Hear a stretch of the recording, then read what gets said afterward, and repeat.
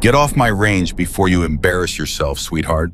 Sergeant Major Daniel Cross kicked the quiet woman's rifle case clean off the firing line, sending it tumbling across the concrete, while 40 elite soldiers roared with laughter. He'd taken one look at her plain uniform and her tablet and decided she was nobody, some clerk who'd wandered into a warrior's arena, and now he was making a show of throwing her out. He grabbed her shoulder and shoved her toward the exit. She stopped. She turned. She looked the legend dead in the eye, and in a voice that silenced the entire range, she said 6 words. I came here to shoot too. Before we go on, if you believe a person's worth should never be decided before they've had the chance to prove it, subscribe to this channel and stay with me all the way to the end, because this story turns in ways you will not see coming. And drop the name of the city you're watching from in the comments so I can see just how far this story has traveled. Now let me take you back to that cold morning at Fort Liberty. The morning at Fort Liberty, North Carolina came in gray and hard, the kind of cold that got it into a man's knuckles and stayed there. By 6 in the morning, the parking lot outside the Marksmanship complex was already full, and the men climbing out of their trucks were not ordinary soldiers. They were the ones other soldiers told stories about. 40 of them had been summoned from every corner of the United States Army for a single reason: to settle once and for all a question that had been argued in barracks and firing ranges for years. Who was the best combat marksman in the entire force? Not the best on paper, not the best in a magazine article.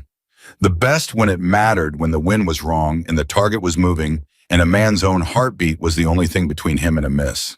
They came with reputations stitched into their skin. Special operations veterans who had done things in faraway countries that would never appear in any file. Competition champions with shelves of brass and glass back home. Snipers who had waited in the same position for 3 days without moving a muscle. Every one of them believed deep down that this was the day the Army finally learned his name. And presiding over all of it, walking the line with a coffee in one hand and a clipboard in the other, was the man they had all come to impress. Sergeant Major Daniel Cross was a legend, and he knew it. 25 years, 3 wars, a face like a piece of old leather that had been left out in every kind of weather God ever made. He had trained more elite shooters than any instructor alive, and he had buried a few of them too, which was a thing he never talked about, but everyone understood. When Cross looked at a soldier, he claimed he could see the truth of the man in the first 3 seconds. The way he stood, the way he held his rifle, the way his eyes moved. Cross said he could smell greatness, and he said he could smell weakness, and he said the two never fooled him. That belief was the pride of his life. It was also, though he did not know it yet, the thing that was about to be taken apart in front of everyone he respected. Gather up, Cross called out, and 40 men formed a loose half circle around him. He looked them over the way a rancher looks over cattle, and there was affection in it, and challenge in it, and a little cruelty too. You all think you're here because you're good, he said. You're not. You're here because somebody somewhere wrote your name down and said, this one maybe? Maybe. That's all you are today. A maybe. By tonight, when one of you walks out of here as something more than no, maybe. The rest of you go home and think about what you did wrong. A few men chuckled. Most of them just stared straight ahead, jaws tight, wanting it. It was in that moment, while every man's attention was fixed on Cross, that a plain green sedan rolled quietly into the lot and parked at the far end away from the pickup trucks and the muscle cars. A woman got out. She wore a simple training uniform with no visible decorations, no swagger, no entourage. She carried a tablet under one arm and a rifle case in the other hand, and she walked toward the range the way a person walks into a building she has walked into 1,000 times before. No hurry, no hesitation. Nobody noticed her at first. When they finally did, they made the easiest assumption in the world. WeatherTech, muttered a broad-shouldered staff sergeant, glancing back at her. They always send somebody to read the wind for a thing like this. Or logistics, said another. Somebody's got to count the brass. They turned back around and forgot about her. Her name was Major Emily Carter, and every single man on that range had already decided who she was before she said a word. She set her case down at the far end of the firing line quietly, and she opened the tablet and she began to study something on the screen. Numbers, data. The men who glanced at her saw exactly what they expected to see: a technician doing technical things. It confirmed everything they already believed, and there is nothing a proud man loves more than being confirmed. Cross saw her too.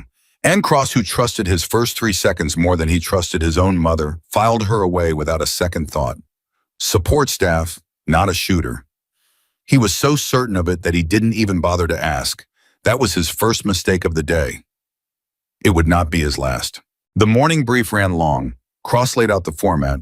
There would be stages, he said, and each stage would be harder than the last, and the men who made errors would be eliminated without ceremony and without apology. This is not a participation event, he said. This is not a place for feelings. If you miss, you'll know it. If you flinch, I'll know it.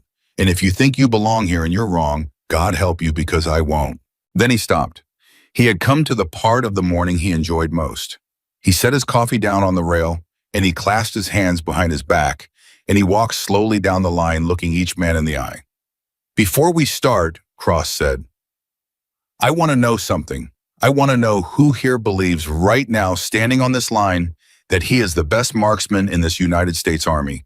Not one of the best #1. If that's you, step forward. It was a trap, and every experienced man knew it was a trap, and almost every one of them stepped forward anyway. Because that was who they were. Cross had built the question precisely to see who had the nerve to claim the thing out loud, and 38 men found the nerve. They took one hard step forward, boots striking the concrete almost in unison, and the sound of it was like a single crack of thunder. Cross smiled. That was what he wanted. He loved a room full of men who believed in themselves. He fed on it, but his eyes sweeping the line caught 2 people who had not moved. One was Staff Sergeant Ryan Mitchell, and he had not stepped forward for a reason that had nothing to do with fear.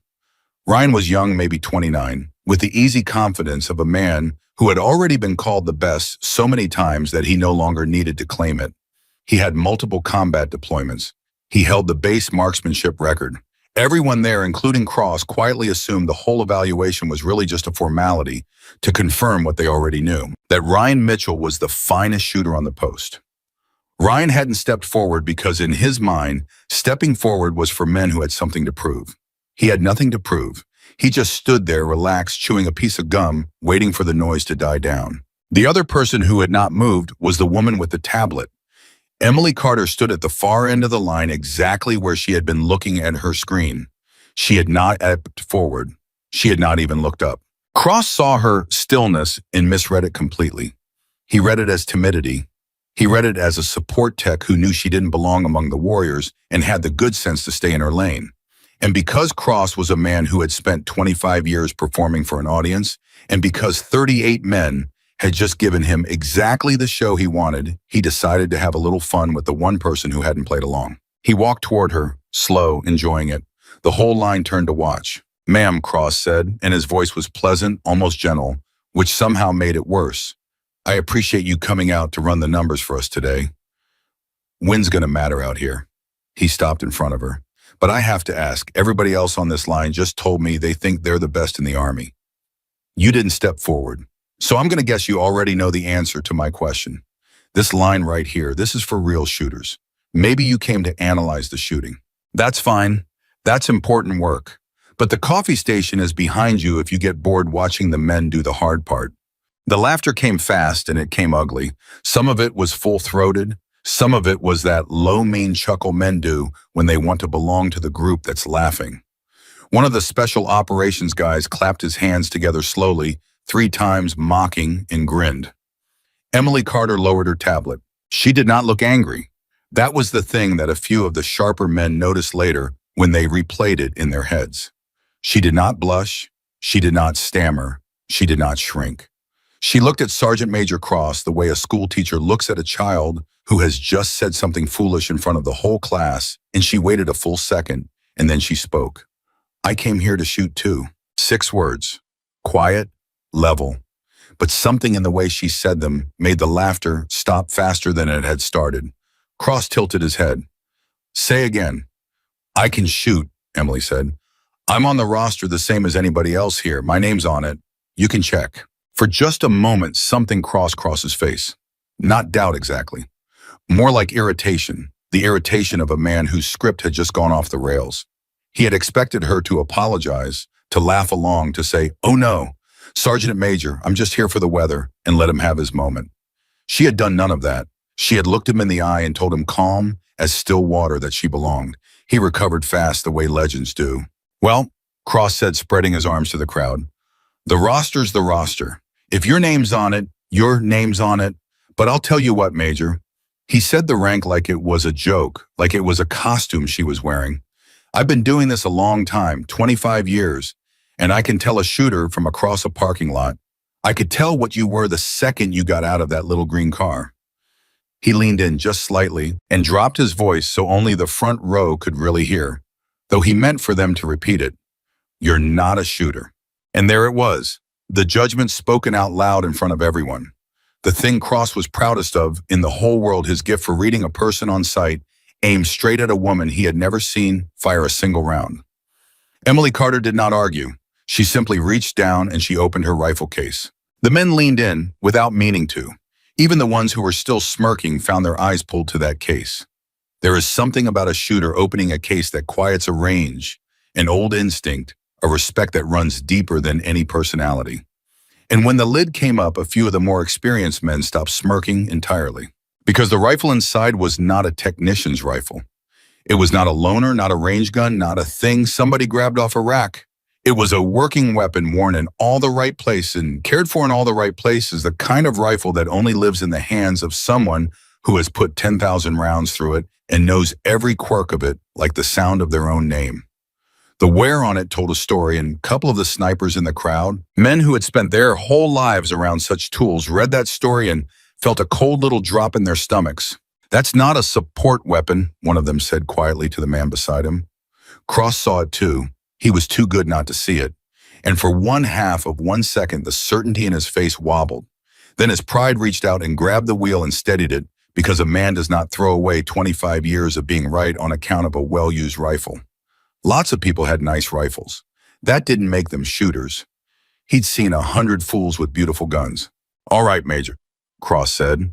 And now the pleasantness was gone and something harder had taken its place. "You want to be on this line, you're on this line. But understand something, I don't do special treatment. Not for rank, not for anybody. You shoot the same course as these men, and you get judged the same way, and if you can't cut it, you go home the same as anybody else who can't cut it.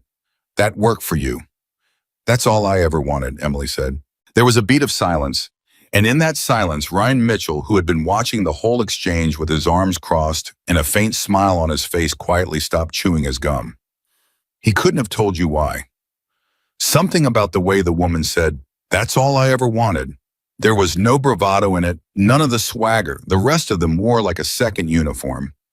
There was just a bone-deep calm. The calm of a person who has been underestimated so many times that being underestimated no longer even registers as an insult. It's just weather, you wait it out. Ryan uncrossed his arms and looked at her a little longer than the others did. Cross clapped his hands. "Enough, we're burning daylight. First stage. Everybody rack up. Major Carter, you'll shoot in the rotation with everyone else. We'll get to you." He said, "We'll get to you," like a man promising to deal with a small annoyance later once the important business was done. He walked back toward the control station, and as he went, he leaned close to his assistant instructor, a wiry sergeant first class named Bell, who had been with Cross for 8 years and worshipped the ground he walked on. "Watch her," Cross said low. "When she chokes, and she will, I want it documented clean. No sob story afterward about how the range wasn't fair to her. Everything by the book. You really think she'll choke, Sergeant Major?" Cross looked back over his shoulder at the woman zeroing her rifle at the far end of the line, methodical. Unhurried, utterly unbothered by the 40 men who thought she was a joke. "Son," Cross said, "I've been reading people since before you were born. She's out of her depth. She just doesn't know it yet." He believed it. That was the tragedy of Daniel Cross, and in a way, it was the making of him too, because a man who cannot admit he might be wrong is a man who is about to be taught something he will never forget. The first stage began. It was a straightforward test by the standards of that range, which is to say it would have terrified almost any ordinary soldier and merely challenged these men. Cold bore precision. No warm-up, the very first round of the day fired at a small target at distance because in the real world, you don't get a warm-up. You get one shot when it counts and you either have it or you don't. Cross always started this way. He wanted to see who could deliver when their body was cold and their nerves were raw and there was no second chance. Man after man went to the line. Some of them were extraordinary. The special operations veterans in particular were a marvel to watch, economical and precise, no wasted motion. A ripple of respect moved through the crowd with each good shot. This everyone felt was going to be a real fight. And then it was Ryan Mitchell's turn, and Ryan showed everyone why his name was the one they'd all been quietly betting on. He was beautiful to watch. There's no other word for it. Where the others worked, Ryan flowed. He settled behind the rifle like he was lying down in his own bed, breathed once, and put his first cold round exactly where he wanted it, and he did it so easily that it almost looked careless, except that nothing about it was careless. A murmur went through the crowd. A couple of men shook their heads and grinned because there's a particular joy in watching someone do a hard thing effortlessly, even when that someone is your competition. Ryan stood up, brushed off his knees, and gave a little shrug as if to say, well, that's just what I do. That, Cross said to Bell, not bothering to lower his voice, is what a shooter looks like. He said it loud enough to carry down the line. He said it everyone understood for the benefit of the woman at the end. Emily Carter did not react to it. She was still watching the range, but not the way the others watched. The others watched the shooters. Emily watched the environment. The men who bothered to observe her, and there weren't many yet, would have seen her eyes tracking things that had nothing to do with the person on the firing line. The way the dust lifted off the berm and drifted. The lean of the distant grass, a flag on a far pole that most of them had stopped seeing hours ago. She was reading the range like it was a book written in a language only she spoke, and she was doing it constantly automatically the way other people breathe. Then Cross called her name. Carter. He didn't say Major this time. He said her name flat like a challenge, like a dare. You're up. Let's see it. The whole line turned. This was the moment they'd all been waiting for, whether they admitted it or not. The technician, the weather girl, the maybe who wasn't even a real maybe. Every man there expected one of two things. Either she would go to the line and miss badly, and the whole morning of mockery would be vindicated, or she would refuse back out, admit she'd been in over her head, and slink back to her little green car. Either way, they were about to be proven right.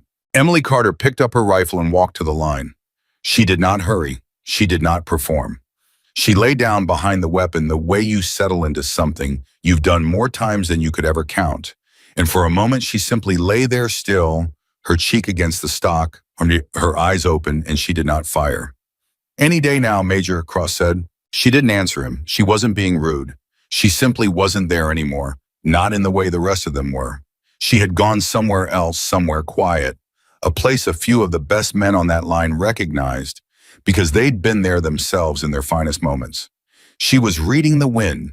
She had been reading it all morning, in fact, every flag and every drift of dust, so that by the time Cross called her name, she already knew things about that range that the men who had just shot on it did not know. The dust shifted, the far grass leaned, and in the exact half-second between one gust and the next in the pocket of stillness that only a person watching for it would ever notice, Emily Carter fired. The report cracked flat across the range. For a moment, nothing. The men waited for the spotter's call.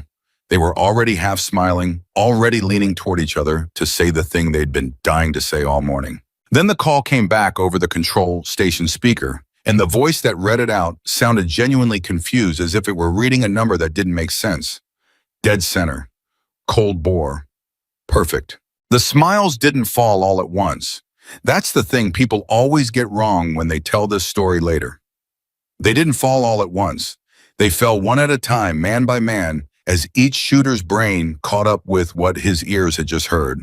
A perfect cold bore hit, first round of her day, under the eyes of 40 men who wanted her to fail, and a legend who had told her to her face that she wasn't a shooter. Ryan Mitchell laughed. Not a mean laugh, a short, surprised, delighted bark of a laugh, the laugh of a competitor who has just seen something he wasn't expecting and can't help but respect. He clapped a hand over his own mouth. Cross did not laugh. Cross stared at the target display, and then at the woman, and then at the target display again, and his jaw worked slowly, and everyone watching could see the war happening behind his eyes. Because a perfect cold bore shot is not a thing that happens by accident. It is not luck Luck gets you close. Luck does not get you dead center on the first round of the day with a win that half the men on the line had misjudged. But admitting that would mean admitting he was wrong, and Daniel Cross had built his entire identity, 25 years of it, on never being wrong about a shooter. So he did what proud men do when reality knocks on the door. He decided reality was a fluke. Lucky, see, Cross said. He said it loud. He said it to the whole line like a ruling. Good rifle, decent conditions, and a lucky first round. It happens. Even a broken clock's right twice a day. He turned away from her like the matter was settled. Reset the line, next shooter. And a few of the men nodded because they wanted it to be luck too. But a few of them, the smartest ones, the ones who'd been reading Win their whole lives, did not nod. They looked at the drifting dust, and they looked at where her round had landed, and they did the math, and they went very quiet. Sergeant Bell, standing beside Cross, murmured, Sergeant Major, the wind was pushing a good 3/4 value on that lane. If she read that right on a cold bore with no sighter, that's not. That's luck, Bell, Cross said, and there was an edge in it, now a warning. Say it's luck. Bell said nothing, which for Bell was as good as an argument. Emily Carter cleared her weapon, stood up, and walked back to the end of the line. She did not look at Cross. She did not gloat. She did not so much as glance at the men who had been laughing at her 20 minutes earlier. She simply picked her tablet back up and went back to reading the Win as if the shot had been the least interesting part of her morning. And that more than the shot itself was what began to unsettle them. Because a person who gets a lucky shot celebrates. A person who is out of her depth and gets away with it feels relief, and relief shows. Emily Carter showed nothing. She had fired the shot the way a mechanic tightens a bolt, one small, correct action among 1,000 correct actions in a long working life. There was no relief in her because there had never been any doubt in her. Ryan Mitchell drifted down the line until he was standing near her, and he watched her read her tablet for a moment, and then he said quietly so Cross wouldn't hear, That wasn't luck. Emily didn't look up. No, she said, it wasn't. The wind on that lane was ugly. I nearly played it wrong myself. You had it dialed before you laid down. I had it dialed an hour ago, Emily said. I've been reading this range since I got out of the car. Ryan absorbed that. Then he asked the question that had started forming in the back of his mind the moment she'd said, I can shoot. Who are you? For the first time, Emily Carter looked up at him. She studied his face, the honest curiosity in it, the absence of the mockery she'd swum through all morning, and something in her eased just slightly. I'm exactly who the roster says I am, she said. Major Emily Carter. A pause. The rest you'll find out when everybody else does. The rest, Ryan repeated slowly. So there's a rest. Emily went back to her tablet and didn't answer, and that non-answer landed on Ryan Mitchell like a weight.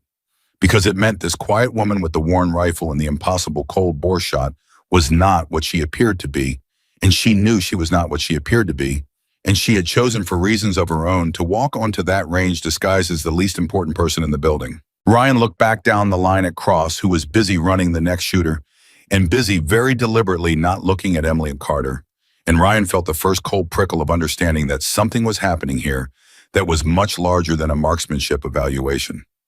The morning wore on, day after stage, and a pattern began to emerge that no one, least of all Cross, could explain away. Because it wasn't just one shot. The second stage was harder than the first. Cross tightened the time. He shrank the targets. He made them shoot from awkward positions on the clock with a spotter barking distractions, the kind of pressure that separates men who shoot well on a calm range from men who shoot well when the world is falling apart around them. Some of the special operators were magnificent. Ryan Mitchell was again the class of the field, smooth and fast and lethal. And Emily Carter matched them. Then quietly, without any show of it at all, she began to beat them. Not by a lot. That was the maddening part. She never blew anyone away, never made a spectacle. She would simply put her rounds a fraction tighter, a fraction faster, a fraction more precisely into the hard targets that made other men rush and pull their shots. She did it so calmly, so completely, without drama, that if you weren't watching the numbers, you might miss it entirely.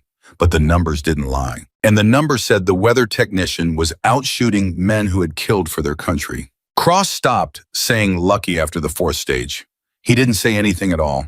He just watched, and his face got harder and grayer with each round she fired because the fluke theory was dying, and he could feel it dying, and he did not have another theory to put in its place, and a man like Cross, without an explanation, is a man in genuine pain. Around the sixth stage, he did something that told everyone on that line exactly how rattled he was. He changed the course. New conditions, Cross announced, and there was something too tight in his voice. We're going to add some difficulty. Movers, reduced exposure time, and we're going to run a crosswind lane. He named the hardest configuration the range had a setup normally reserved for the very end of an advanced course, and he called for it now in the middle of the morning out of sequence. Bell leaned in. Sergeant Major, that's not on the eval sheet for this block. If we're changing the standard midstream, that's going to raise questions with the I'm the standard, Bell, Cross said. Set the lane. And every man there understood what was happening, even if no one dared say it out loud. Cross had stopped trying to evaluate these soldiers. Cross had started trying to break one soldier in particular. He was reaching for harder and harder challenges, not to find the best marksman, but to find the wall that Emily Carter would finally slam into the moment she'd fail so that he could point at it and say, there, see, I told you I read her right the whole time. He wanted the miss. He needed the miss. His entire sense of himself was riding on the miss. The other shooters ran the brutal new lane. It ate several of them alive. Two men who had been shooting beautifully all morning finally crumbled under the move errors and the crosswind, and the clock and Cross eliminated them without a flicker of feeling, and a heaviness settled over the range because now it was real. Now people were going home. Ryan Mitchell ran it and survived it, though it cost him. For the first time all day, the easy smoothness was gone from him, replaced by grim, sweating focus.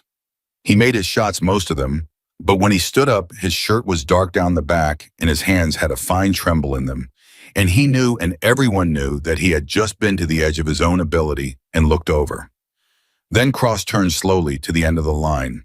Carter. The single word hung in the cold air. The whole range knew what this was now. There was no pretending anymore. This was a man with 25 years of pride, hunting for the moment that would let him keep it. This was the legend cornered by his own certainty, betting everything on a stranger's failure. 40 men held their breath, and even the ones who had laughed at her that morning found that they no longer wanted her to fail, because there was something in the way Cross was hunting her that had begun to feel wrong, like watching a big man corner a small one and call it fair. Emily Carter set down her tablet. She picked up her rifle, and she walked to the line to shoot the hardest lane on the range, the lane built to break elite men. The lane Cross had summoned out of order and out of spite for one reason and one reason only, to prove that he had been right about her all along. She lay down behind the rifle. She settled her cheek against the stock. And she went to that quiet place, the one only the very best ever find, while a legend stood 10 feet behind her, praying to see her fail. The first mover appeared, and Emily Carter did not rush, and she did not panic, and in the pocket of stillness that only she could see, she began to fire. The first mover swung into view, and before it had even settled into its arc, Emily Carter's rifle spoke, and the round took it dead in the kill zone. Nobody clapped. It was too fast to clap. A second target dropped down at a different distance, exposed for barely a heartbeat, and she rolled her aim onto it and fired again and again. The spotter's screen lit up with a hit, and the crowd of 40 men who had spent the whole morning waiting for this woman to fail felt the ground shift under their certainty. Sergeant Major Cross stood 10 feet behind her, and his lips were pressed into a thin white line, and he was counting her hits, waiting for the miss. The crosswind on that lane was vicious, a full value gust that came and went without warning, the kind of wind that had humbled two good men not 20 minutes earlier. And Emily Carter was shooting through it like it wasn't there. A third target, a fourth. The exposure times were down to almost nothing now. Targets flashing up and dropping away faster than most people could even find them in a scope, and she was finding them and killing them with a rhythm that never broke, never hurried, never so much as stuttered. Crack, pause, crack, pause. Each shot the same weight as the last, each one dead center. That's 6, Bell whispered. He wasn't whispering to Cross anymore. He was whispering to himself the way a man does when he's watching something he'll be telling his grandchildren about. 6 for 6, on the movers. Sergeant Major, nobody runs this lane 6 for 6. Cross didn't answer. Cross couldn't answer because the thing he had built this whole brutal lane to produce the miss, the crack in her, the vindication of his 25 years of never being wrong, was not coming. It was simply not coming. And with every clean hit, the story he had been telling himself all morning got a little harder to keep telling. The last target dropped and the buzzer sounded and the lane went still. For a moment, there was no sound at all on that range except the wind in the far grass. Emily cleared her weapon, safed it, and stood up, and she did it all with the same unhurried economy she'd shown since the moment she stepped out of that little green car. No fist pump, no grin. She might have just finished folding laundry. Then the control station voice came over the speaker, and it read out her score for the hardest lane on the range, and the number was perfect. Not almost perfect. Perfect. A clean run of the course that had eaten elite operators alive that very morning. And that was when Ryan Mitchell started to laugh again. That same helpless, delighted bark. Except this time he didn't cover his mouth. This time he just let it out, and he turned to the man next to him and said loud enough for half the line to hear, "You saw that, right? Tell me you saw that. I need somebody to tell me I didn't imagine it." The man next to him, a grizzled sniper who had not smiled in 3 hours, said quietly, "I saw it. I still don't believe it." Cross heard all of it, and something inside him, some proud and rigid thing that had held its shape for a quarter of a century, began to bend. He walked forward, past Emily, up to the control station. He leaned over Bell's shoulder and looked at the raw data himself, the wind calls, the timing, the impact points, all of it, because he needed to see it with his own eyes. He needed to find the trick, the fluke, the asterisk that would let him keep believing what he wanted to believe. There was no asterisk. "Run it again," Cross said. Bell blinked. "Sergeant Major, the data. Run it again. Check the sensors. Something's off." Bell checked it again. He checked the wind sensors, the target timing, the impact registration, every input the system had. And then he straightened up and turned around, and there was an apology in his face before he even spoke, because he knew this was the last thing his mentor wanted to hear. "Sensors are clean, Sergeant Major. The data's real." She shot it clean. A pause. "Better than clean. Her splits are faster than anybody who's ever run this lane. Faster than the record." The word record landed on that range like a dropped weight. Faster than the record. And everyone on that line knew whose record it was. Everyone turned almost as one and looked at Ryan Mitchell, because the record on that lane belonged to him, had belonged to him for 2 years, was the very thing that had made him the man they'd all been quietly betting on that morning. Ryan felt every eye land on him.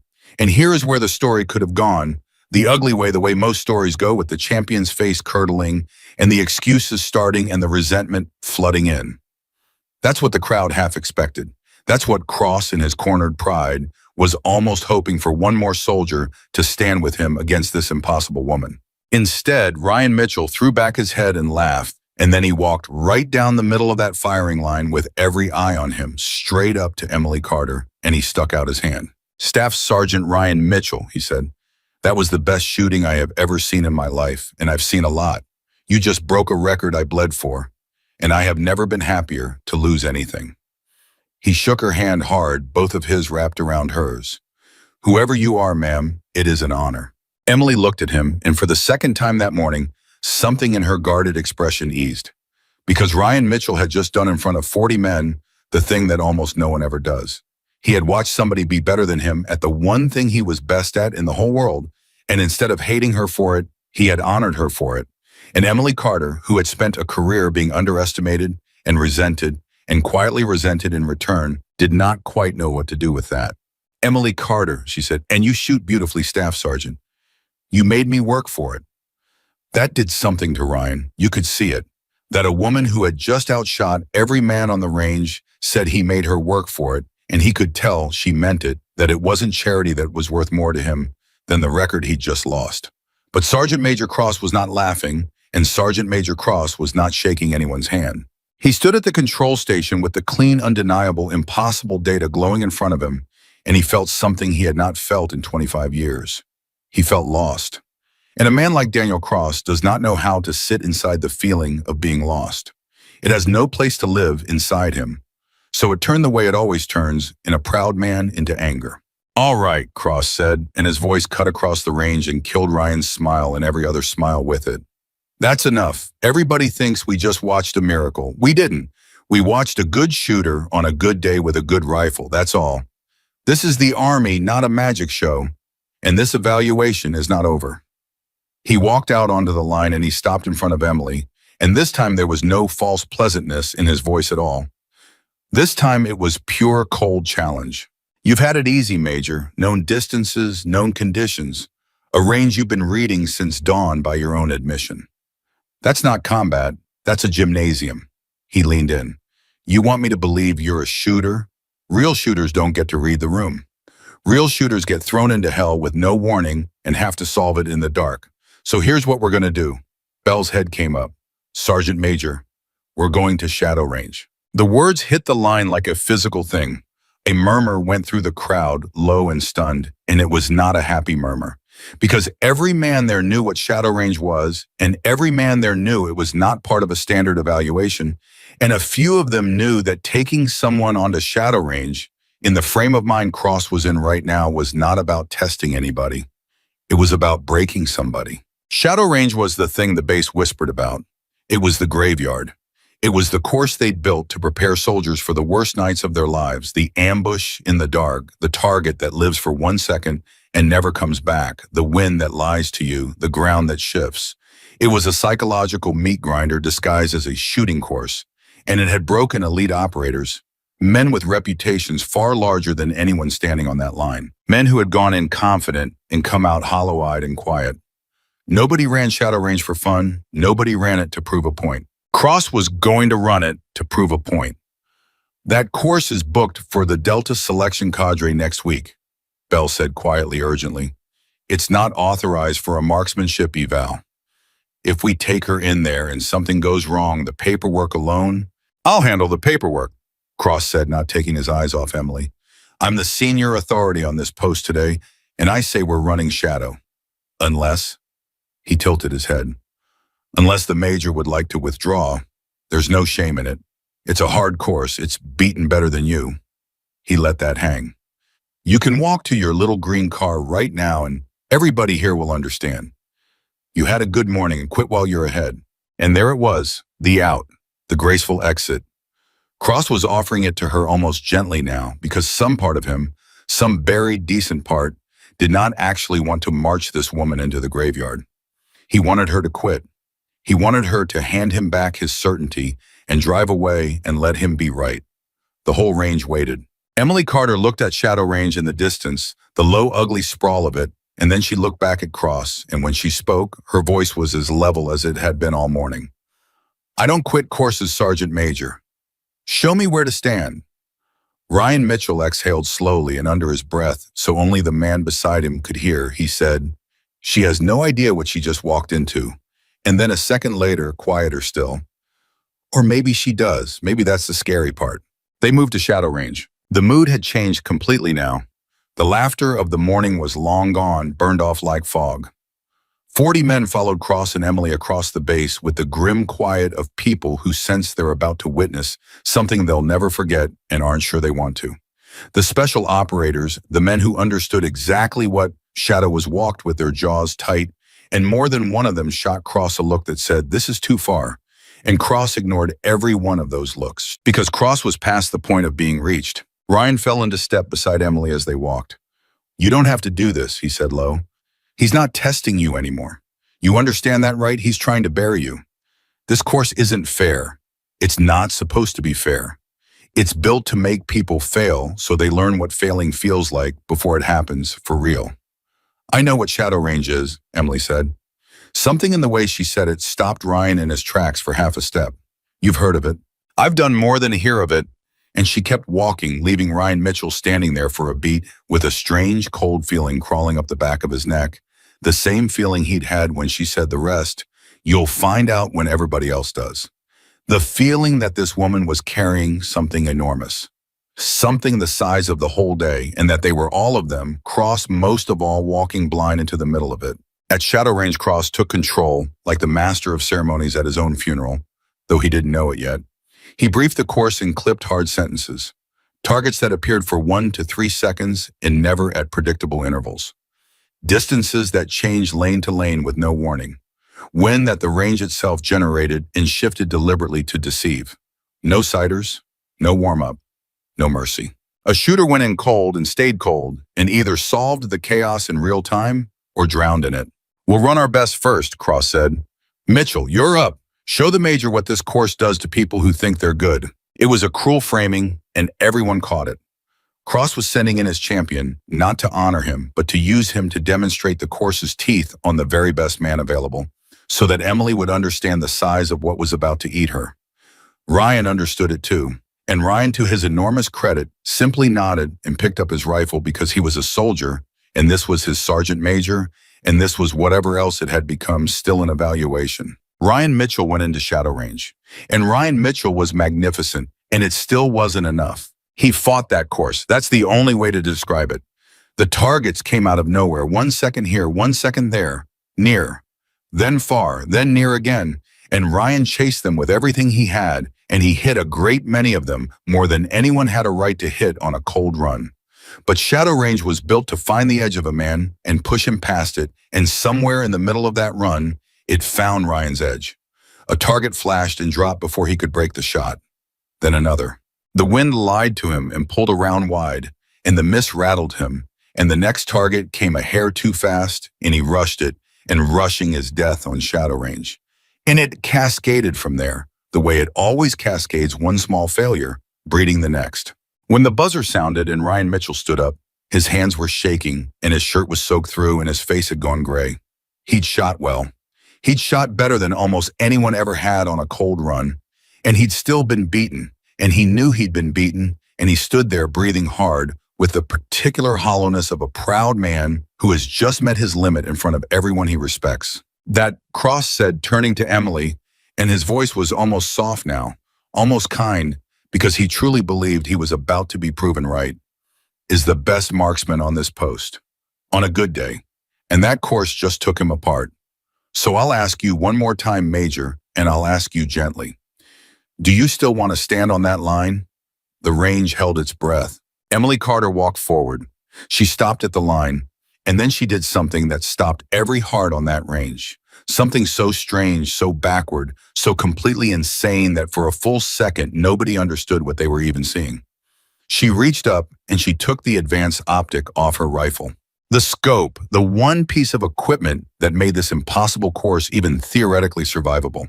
The magnified sight that let a shooter find a 1-second target at unknown distance in shifting light.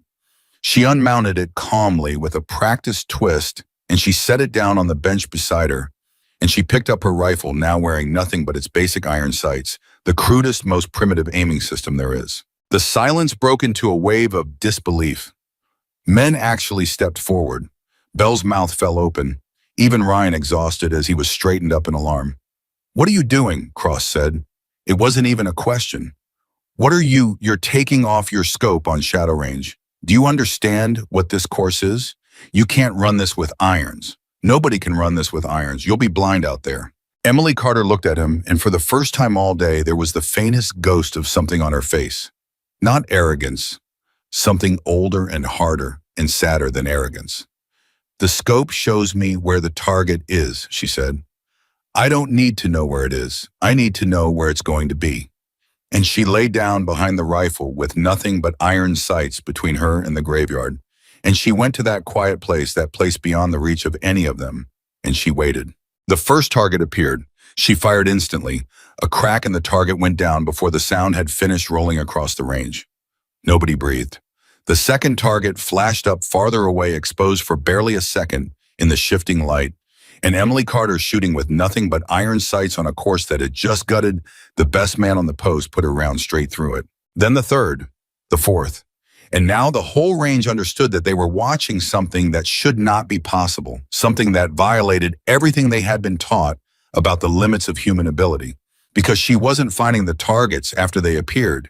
She was already there, her sights already resting in the empty space a half beat before the target arrived to fill it. She wasn't reacting. She was predicting. She had read the course, the timing, the rhythm, the psychology of the machine itself, and she was shooting into the future, into the place where she knew the target would be, and being right every single time. "She's ahead of it," Ryan breathed. "She's not chasing them. She's waiting for them. She knew where that one was going to be before it came up. How do you even?" He couldn't finish. There were no words for it. He'd run that course 100 times, and he'd never once been ahead of it, and this woman was ahead of it on her first run with iron sights and shifting like cold. Cross watched, and the last of his certainty crumbled to dust, and something else began to grow in its place, something he had not felt in a very long time and did not enjoy feeling. Fear.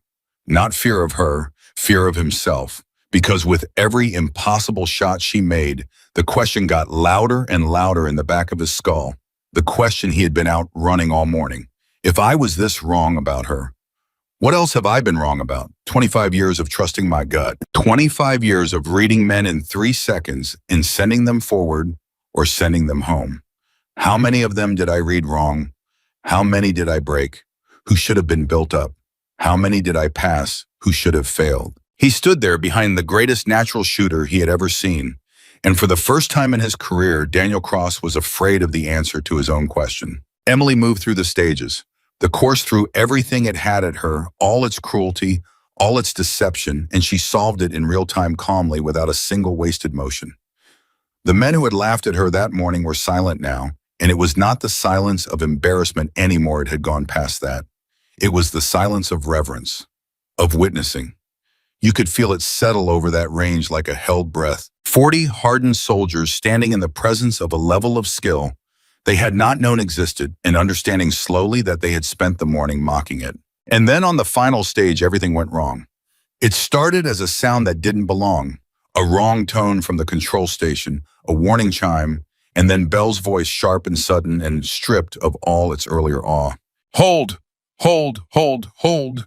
Sergeant Major, we've got a problem. Bell was staring at a readout and his face had gone white. Ammunition flag on the downrange feed. The system showing a possible live round mixed into the training lot. Live ammo, on the range, with targets and personnel downrange of the Ukun. He didn't finish. He didn't have to. The words live ammunition on a range full of people turned the blood of every soldier there to ice. Because shadow range wasn't empty downrange. It never was.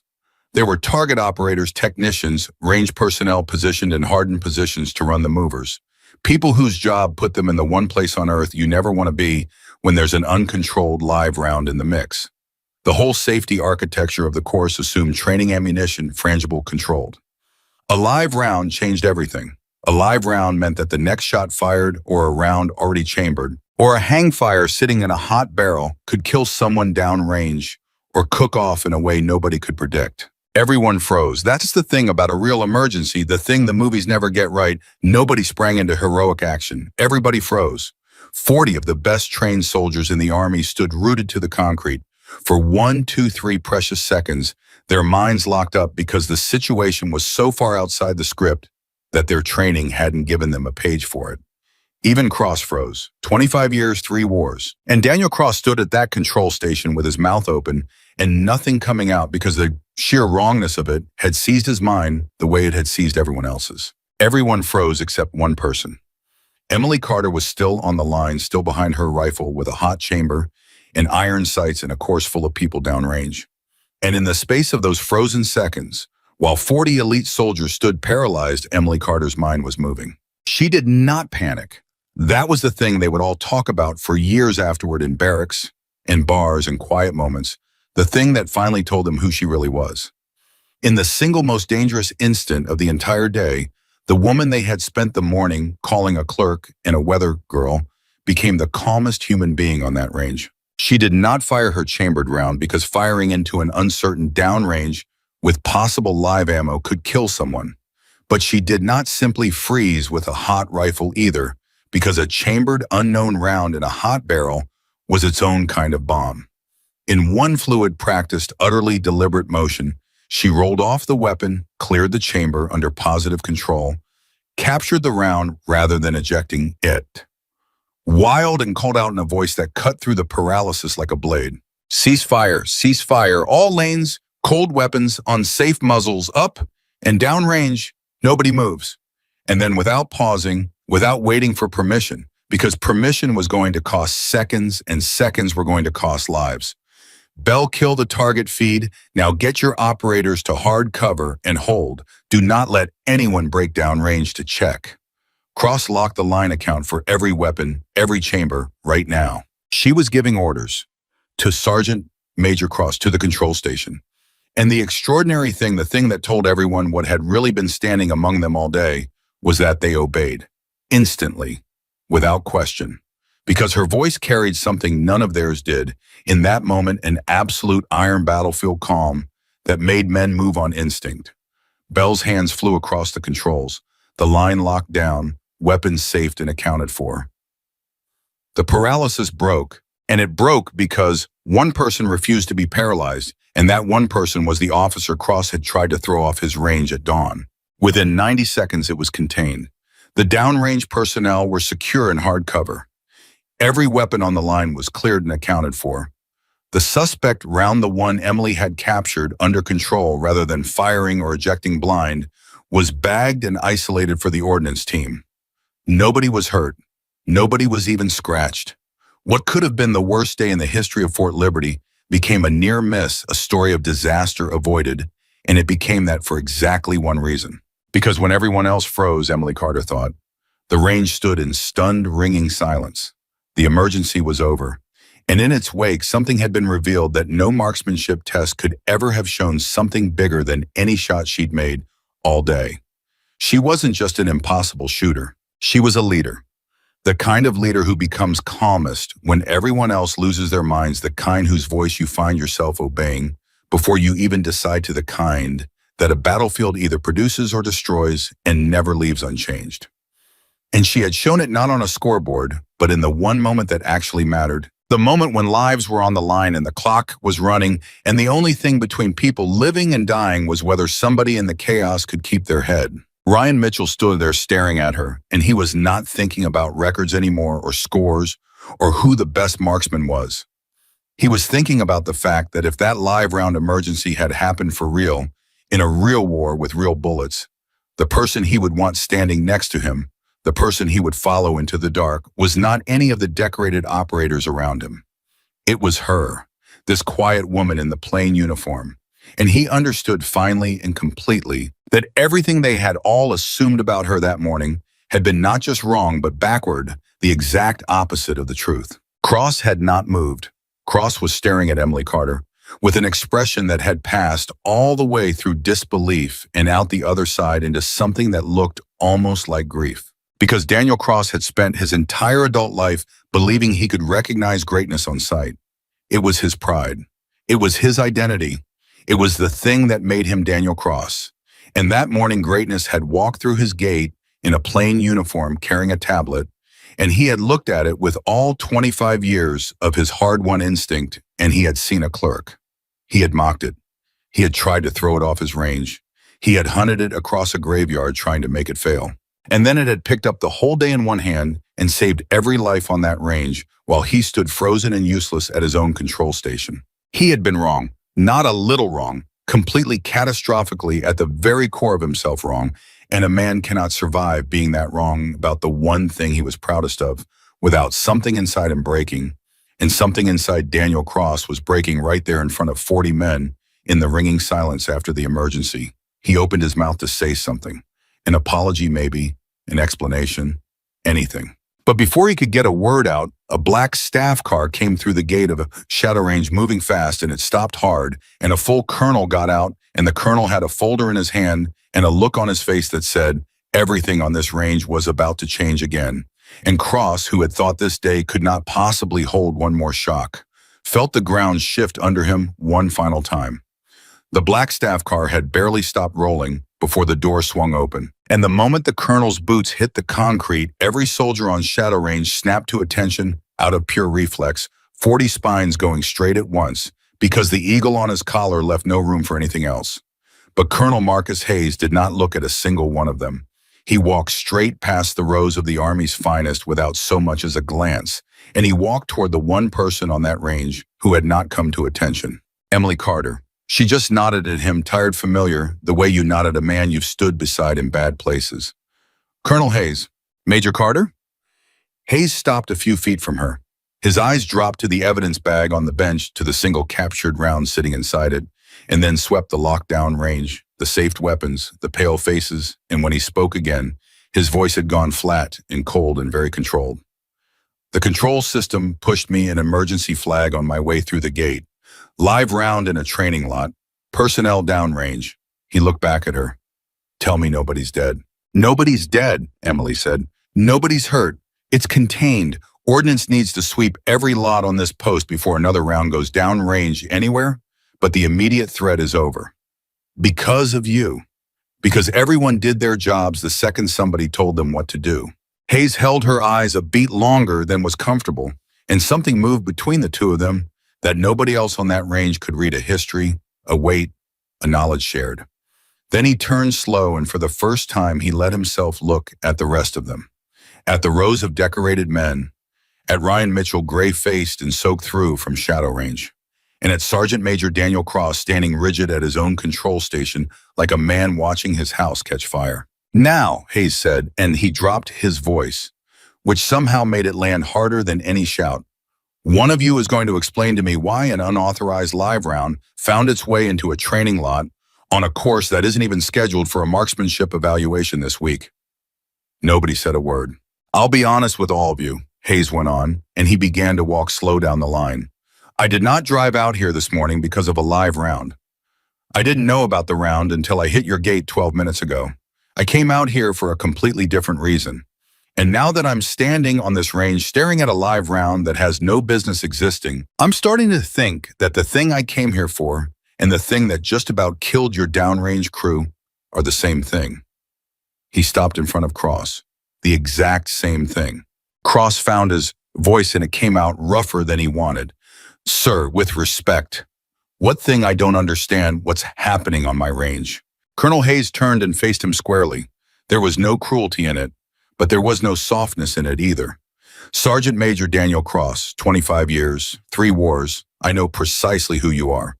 Your name on this post is a mountain. That's exactly why I'm going to need you to stand still and listen very carefully to what I'm about to say. Because some of it is going to be hard, and one part of it is going to reach back and change how you understand the last 3 years of your life. The last 3 years of your life. The phrase moved through Cross like a slow, cold current. He didn't move. He couldn't. Because the sick feeling that had started the moment Emily peeled the scope off her rifle, the feeling that he had been catastrophically wrong about something enormous, was blooming now into a certainty that he was about to learn exactly how enormous. Sir, the Cross said, and every ounce of command had drained out of his voice. Who is she? Hayes glanced at Emily. You want to tell them, or should I? You tell it, Emily said quietly. They'll believe it more coming from that eagle than from the weather girl. And across the range, Ryan Mitchell flinched. The weather girl. She'd heard it. Of course she'd heard it. She'd heard every syllable of it all morning, every joke, every laugh, every crack about the coffee station, and she'd swallowed all of it without a flicker. And now she handed it back to them in 3 dry words, and it cut deeper than any anger could have. A couple of the men who'd laughed the loudest that morning found they couldn't look at her. Colonel Hayes drew a breath and he began to speak, and as he spoke, the entire day turned itself inside out. Major Emily Carter is not a competitor in your evaluation. She is not a technical observer. And she is not Sergeant Major, a clerk, or a logistics tech, or a weather girl, or whatever it was you decided she was in the 3 seconds it took her to climb out of her car this morning. His eyes cut to Cross, sharp as a blade. She is the officer who wrote the precision marksmanship doctrine that better than half the men standing on this range were trained on. The murmur that rolled through the crowd was almost a physical thing, a shudder passing shoulder to shoulder down the line.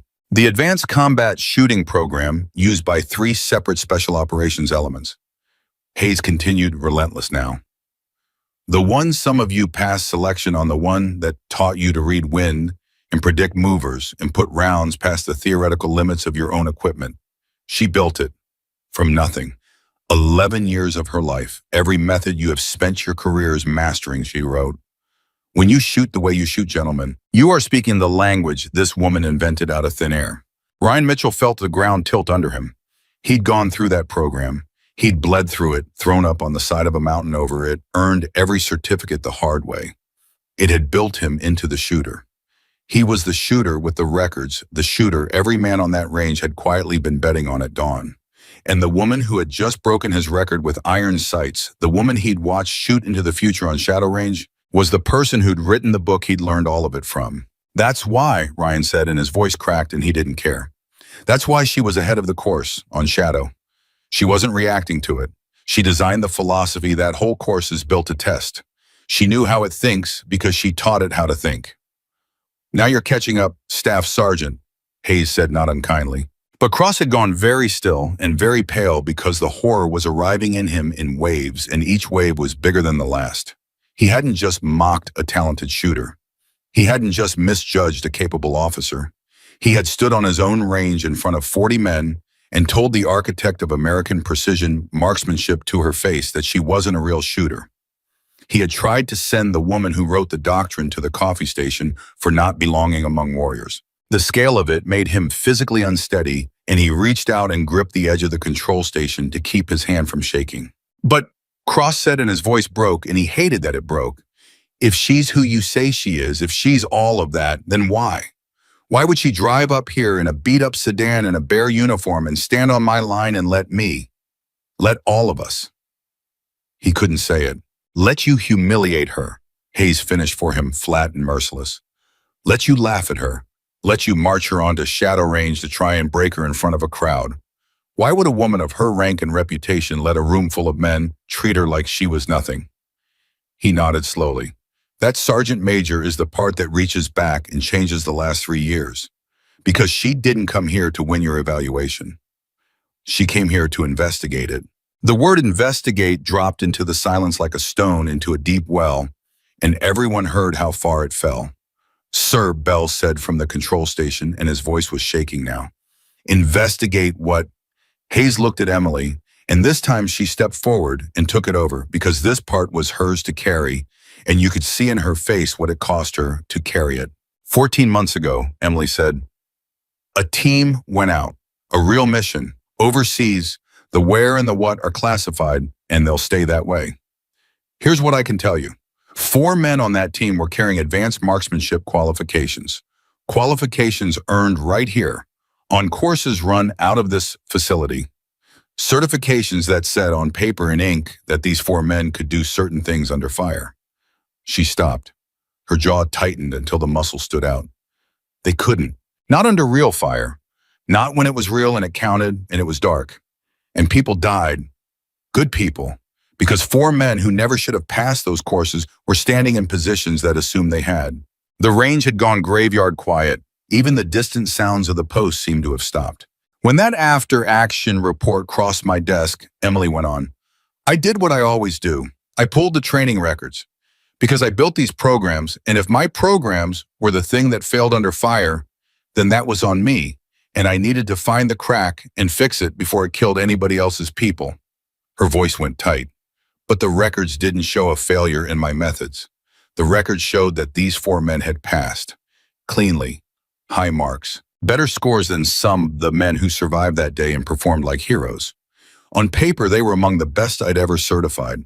In reality, they got people killed, and then they died too, and the paper said they were excellent right up until the moment it got everyone around them buried. Falsified, Ryan breathed. The scores were faked. That was my first thought too, Emily said. But you don't walk into a training facility and accuse it of falsifying qualifications on the strength of one after-action report. You especially don't do it when that facility is run by a man with a 25-year reputation and more credibility on this post than the base commander himself. She looked at Cross and there was no accusation in it, and somehow that was worse than if there had been. And you don't send auditors. Auditors get handled. The word goes out, 3 days ahead, the records get scrubbed, everybody circles the wagons, and by the time your investigator arrives, the machine is spotless and smiling. So you don't announce yourself. You come in quiet. You come in as a nobody in a plain uniform, in a car. Nobody looks at twice carrying a tablet full of numbers, so people assume you're the help, and you watch how the machine actually runs when it doesn't know it's being watched. And now Cross understood. All of it in one sick rush. Why the plain uniform? Why the tablet full of data? Why she'd let him mock her, let him laugh, let him drag her onto shadow range, and do his absolute worst, all of it, without ever breaking, without pulling rank, without once revealing who she was. Because the instant she revealed herself, the machine would have seen her coming, and whatever rot was inside it would have gone still and quiet and buried itself deep, and she'd have walked away with nothing. You let me humiliate you, Cross said slowly, his voice hollow as a drum, so that I wouldn't know you were watching me. I let you show me who you were, Emily corrected. That's different. And Sergeant Major, I'm going to say this next part to you plainly out loud in front of every man here because you've earned the plain truth. She held his eyes without blinking. You are not the corruption I came here to find. The relief that broke over Cross was so total, it was almost pain, and it was chased half a second later by shame because he understood that he had done nothing to deserve that relief except be innocent of one specific crime. You're arrogant, Emily went on, and she did not soften it 1 degree. You judged me at the gate, and then you spent the whole morning trying to force reality to agree with your judgment instead of letting reality change your mind. You got harder and crueler every time the truth didn't match what you'd already decided.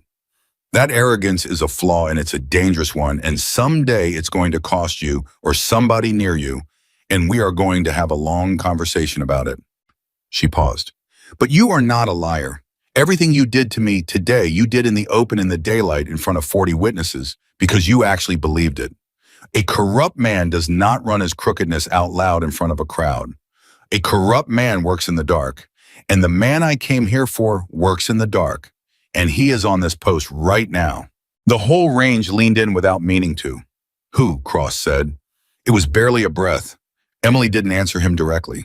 Instead, she turned to the control station to Bell, and she asked a question that seemed to come from a completely different conversation. Sergeant Bell, who loads the ammunition lots for Shadow Range? Bell blinked, thrown. The range technician, ma'am. The senior range tech handles all the ammo lots, all the course prep, all those... He stopped dead. His whole face changed color, draining out of it in real time. All the record keeping. Give me a name, Emily said. Wachowski. Bell's mouth had gone dry. Senior range technician, Frank Wachowski. Ma'am, he's been on this post longer than almost anybody. Longer than me. Longer than most of the officers. He runs the technical side of every single course we have. Nobody knows the systems like Frank. Nobody touches a record without going through Frank because Frank built half the record system himself. His voice was climbing now, the horror dawning as he spoke it aloud. If a qualification score got changed in the database, if somebody moved a failing man to a passing man, Frank Wachowski would be the only person on this entire post with the access to do it and cover it. Oh God. Where is he right now? Emily asked, and her voice had gone sharp and fast, all the tired quiet burned out of it. And that was the moment the day turned again, because Bell dropped his eyes to the access log on his screen, and his face went white as paper, and he said the words that dragged the whole story out of a range and into something far more dangerous. He was here. He was here all morning, ma'am. He loaded the Shadow Range lots himself this morning. The lots we've been shooting all day. Bell looked up stricken to the bone. The lot with the live round in it. Frank loaded that lot. The silence that came down over the range then was a different kind of silence. It had teeth in it, because every soldier there did the same arithmetic at the exact same instant. A senior range technician with total access to the ammunition and total access to the records. A man who had spent months, maybe years, quietly turning failing scores into passing ones. And then one ordinary morning an investigator arrives. Quiet, disguised. But not quiet enough because a man who has run these systems for 20 years notices things. He notices a new name on the eval roster that shouldn't be there. He notices data getting pulled that nobody requested. He notices the wrong kind of questions being asked. And that man cornered staring down exposure in prison and the total ruin of everything he'd built loads a single live round into the very course the investigation is being run on. That round wasn't a mix-up, Ryan said, and his voice had gone cold and flat and hard as steel. That wasn't a mistake in the lot. He put it there on purpose. He put it there, Emily agreed quietly, either to create chaos and burn the whole day down so nobody could dig, or to make sure that whoever was investigating him had a nice clean accident on the range. A tragic, unfortunate, completely deniable accident. A live round slips into a training lot. It happens. Terrible tragedy. Nobody's fault. Investigation over because the investigator's in a box. Her eyes had gone to flint, except it didn't work, because nobody fired it, because we caught it. And now Frank Wachowski knows it didn't work, which means Frank Wachowski knows the walls are coming down on him, and he's somewhere on this post right now, and he is completely out of options. And I'll tell you all something I learned the hard way in places I can't talk about. A man out of options is the single most dangerous animal there is. Where is Wachowski now? Colonel Hayes snapped at Bell. Bell was already typing, hammering the keys, his hands shaking so badly he had to redo it twice. He badged out. He badged out of the control system 11 minutes ago, right around when the live round flag went up. He stared at the screen and his face went slack with a whole new dread.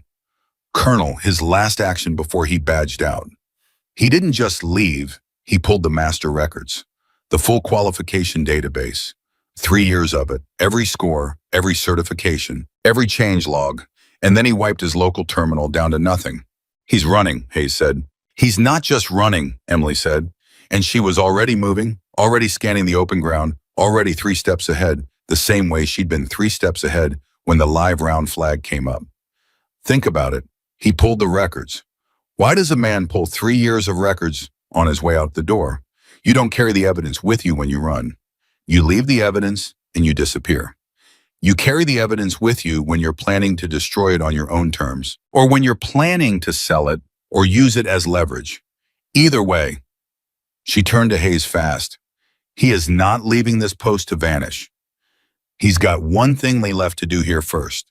And as if the world had been holding its breath, waiting for her to finish the sentence, a sound came rolling across Fort Liberty from somewhere past Shadow Range. A low, flat, ugly wail. The kind of sound that has no business on a peacetime post on an ordinary morning. Every soldier there recognized it in their bones. A fire alarm, from the direction of the records building, and underneath it, faint but climbing, the first bitter thread of smoke on the wind. Cross moved before he'd decided to move. 25 years of instinct, buried all morning under his pride, came roaring back to life all at once. The records building. He's burning the records of building, the physical backups, the servers, all of it, everything that proves what he did. He was already turning to run. If those records burn, we lose the proof. We lose everything. Those 4 men he got killed, it all just goes away. It disappears like it never. Cross! Emily's voice cracked across the range like a rifle shot, and Cross stopped dead and turned, and for the first time all day, he was looking at her. Not as a clerk, not as a competitor, not even as an investigator, but as exactly what she was. A senior officer giving orders in the middle of a crisis and being right. You do not run into a burning building that a desperate, cornered man just set on fire, Emily said. Not blind, not without knowing where he is or what else he rigged before he lit the match. He put a live round on a range to kill an investigator this morning. You honestly think he won't rig a doorway? A stairwell? She turned to Hayes. Sir, I need fire response and MPs converging on that building right now, and I need them briefed hard. Wachowski may still be inside. He may be armed. He has already made 1 attempt on people's lives today, and he has nothing left to lose. This is not a fire. This is an active threat using a fire as cover, and if we treat it like a fire, he wins. Hayes already had the radio up, barking coordinates, and the great slow machine of the post began to turn, sirens rising and multiplying in the distance. And Emily Carter stood in the middle of the locked-down range that had been laughing at her 4 hours before, and now every single soldier on it was hanging on her word, waiting for her word because she was the only one thinking clearly, and they all knew it right down to their boots. Bell, Emily said, the database he pulled. Where did it go? A man doesn't wipe his terminal and rip the master database out by the root just to burn some paper. The paper is the backup. The database is the real thing. Where did he push it? Bell tore through the logs, breath ragged. He pushed it to an external drive before he wiped the terminal. Ma'am, if he's got the full database on a drive and he's burning the physical backups, then even if we put the fire out, he's walking around with the only complete copy of the evidence in existence, and he can alter it, sell it, or destroy it whenever and however he wants. Emily finished. The fire is a decoy. The fire is meant to pull every one of us to the records building while he strolls off the back of this post with the drive in his pocket in a 3-year head start. Her eyes snapped to the vehicle gate. He is not in that building. The building is the magic trick. He's making for the gate right now. And in that instant, across the wide open ground of Fort Liberty, they saw him. A lone figure in range technicians' coveralls, moving fast but not running, because running draws the eye, walking with hard purpose toward the vehicle gate, while every soldier and every siren on the post surged the opposite direction toward the smoke. Frank Wachowski, 20 years of trusted access, 3 years of quiet lies, 4 dead men on his conscience if he'd ever had one to begin with, and in his pocket the only complete proof of everything he'd done. He was 400 yards out, maybe more, moving, nearly to the gate, and between him and the open civilian world beyond it, there was nothing but empty ground, and not one soul in position to stop him, because he'd played it flawlessly. He'd pulled them all the wrong way. In 30 seconds, he'd be through that gate and into traffic and gone forever, and the truth would go with him. Cross saw it, and his heart dropped straight through the floor. Because 400 yards was too far to run, there was no one out there, no one anywhere close enough, and the proof was about to walk clean off the post and vanish into thin air. 25 years of instinct, and all it could tell him was that they were too late. But Emily Carter was already on the ground. She'd dropped to the concrete in one smooth, unhurried motion, prone behind the rifle.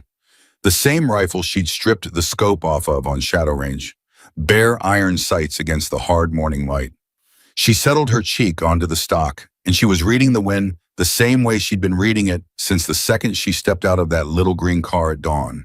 The drifting dust, the lean of the far grass, the flag on the distant pole, all of it pouring into her in one calm sweep. And Cross understood with a jolt of pure electric horror and awe what she was about to try. "Major," he breathed. "That's 400 yards, iron sights, on a moving man, if you're off by an inch at that range." "I'm not going to hit him," Emily said, and her voice was that same terrible battlefield calm that had already saved every life on this range once today. "I'm not authorized to, and I don't need to. I need him to stop. I need him to understand in his bones that he cannot make that gate." She wasn't aiming at Frank Wachowski at all. She was aiming at the ground ahead of him. A single patch of open dirt between the running man and the gate, 400 yards away, that she meant to put a round into with bare iron sights in a shifting crosswind. Close enough to freeze him where he stood. Far enough that she'd never once risk his life. A shot with a margin measured in inches at a distance where most trained men couldn't reliably hit a parked truck. The whole range stopped breathing at once. Ryan Mitchell stared down at her and understood, and his mouth had gone dry because he'd run the numbers in his own head in half a second and known it couldn't be done, and then remembered all in the same breath that he'd spent the whole morning being wrong about what this woman could do. Bell's hands had gone still over the controls. Colonel Hayes had lowered his radio without realizing it. 40 of the finest soldiers in the United States Army stood frozen on a locked-down range, and every one of them was watching a woman they'd called the Weather Girl at dawn take up a shot that would decide whether 4 dead men got justice or got erased. Emily Carter let the breath ease out of her slow and steady, and she let the whole roaring world go quiet and small and far away, and she dropped down into that place none of them could follow her, to the place beyond the noise and the fear and the sirens, where there was nothing but the wind and the dirt and the man and the physics of it. And in the pocket of stillness she'd been reading and waiting for since the instant she saw him move, the half-second of dead air between one gust and the next, 400 yards from a fleeing man carrying the only proof that would put him away, Major Emily Carter began gently to take up the slack in the trigger. The rifle cracked once flat and final, and 400 yards away, a fistful of dirt kicked up off the ground directly in Frank Wachowski's path, close enough that the spray of it stung his shins through the coveralls. He stopped like he'd run headfirst into a wall. For a full second, he stood absolutely rigid, and even from that distance, you could read the shock in the set of his shoulders. A man who had just felt a rifle round pass close enough to touch him and understood in the pit of his stomach that the next one didn't have to miss. He turned his head slow, the way a man moves when his whole body has gone cold, and he looked back across 400 yards of open ground at the single prone figure on the range. And whatever he saw there, whatever he finally understood about who had just made that shot with bare iron, sights in a shifting crosswind, it took the fight clean out of him. His shoulders dropped. His hands came up empty, spread away from his body. "He's stopping," Bell breathed, staring through the control station glass. "My God, he's actually stopping." She stopped him. From 400 yards, she stopped him without touching him. "All units converge on the main gate. Suspect is halted and complying. Do not fire. I say again, do not fire. Take him alive and take the drive off him intact."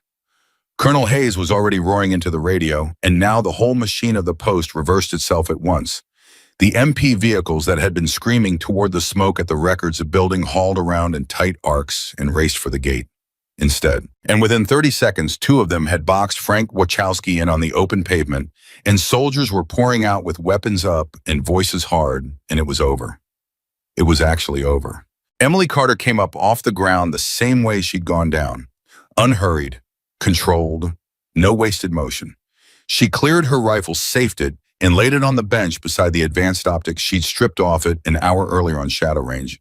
And she did all of it with the same quiet economy she'd carried since the moment she stepped out of that beat-up green sedan at dawn, back when 40 men had looked at her and decided all at once that she was nobody.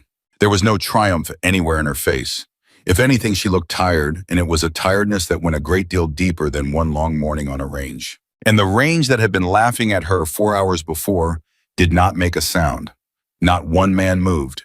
They just stood there, 40 of the best soldiers the United States Army had to offer, and every single one of them was running the same brutal arithmetic behind his eyes, laying the mockery of the morning down next to what they just watched, and coming up short in a way that a few of them would still be feeling years from now, in quiet moments when they least expected it.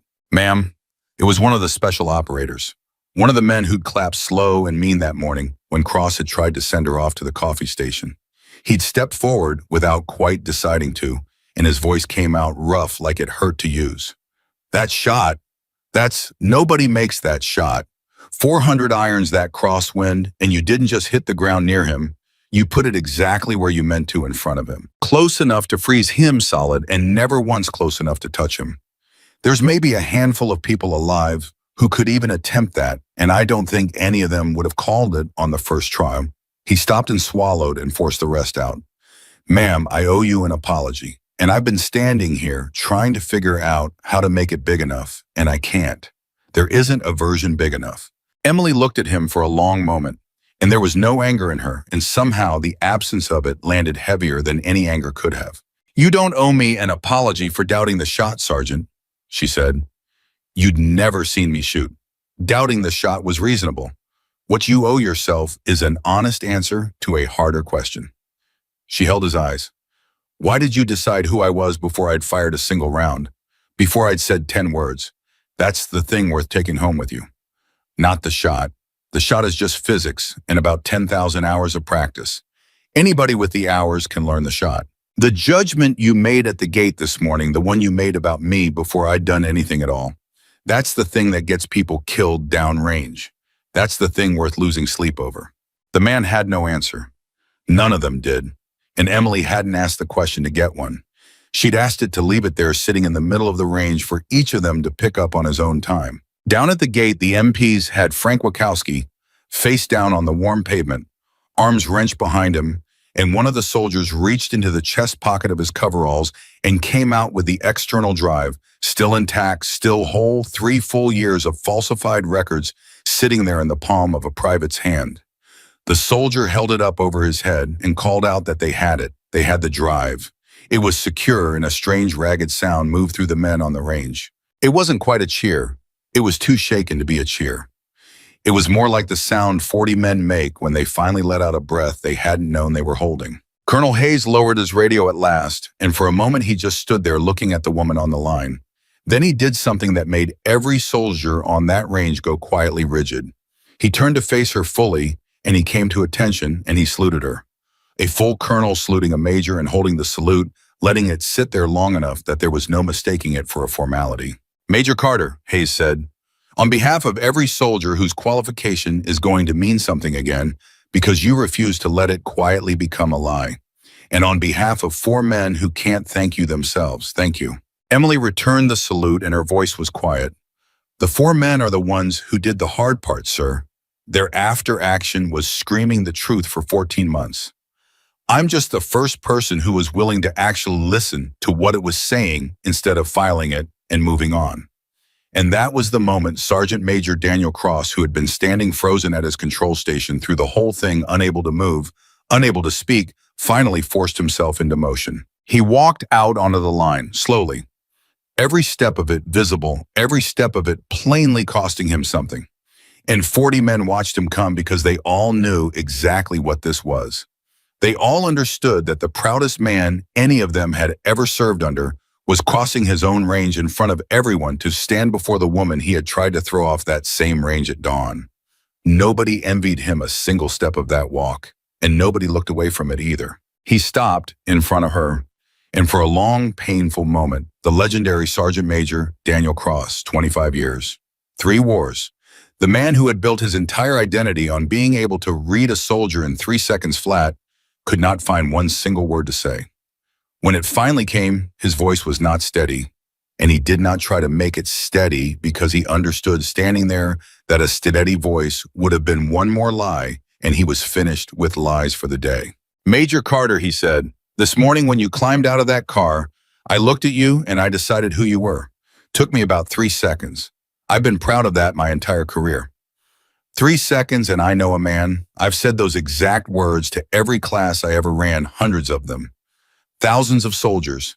And this morning I aimed all 25 years of that so-called gift straight at you, and I got it wrong. Not a little wrong, not off by a hair. I got it as wrong as a man can possibly get a thing. And then instead of admitting it, I spent the next 4 hours trying to make you fail so I'd never have to. The range was dead silent. Even the distant sirens had wound down to nothing. I marched you onto shadow range to break you.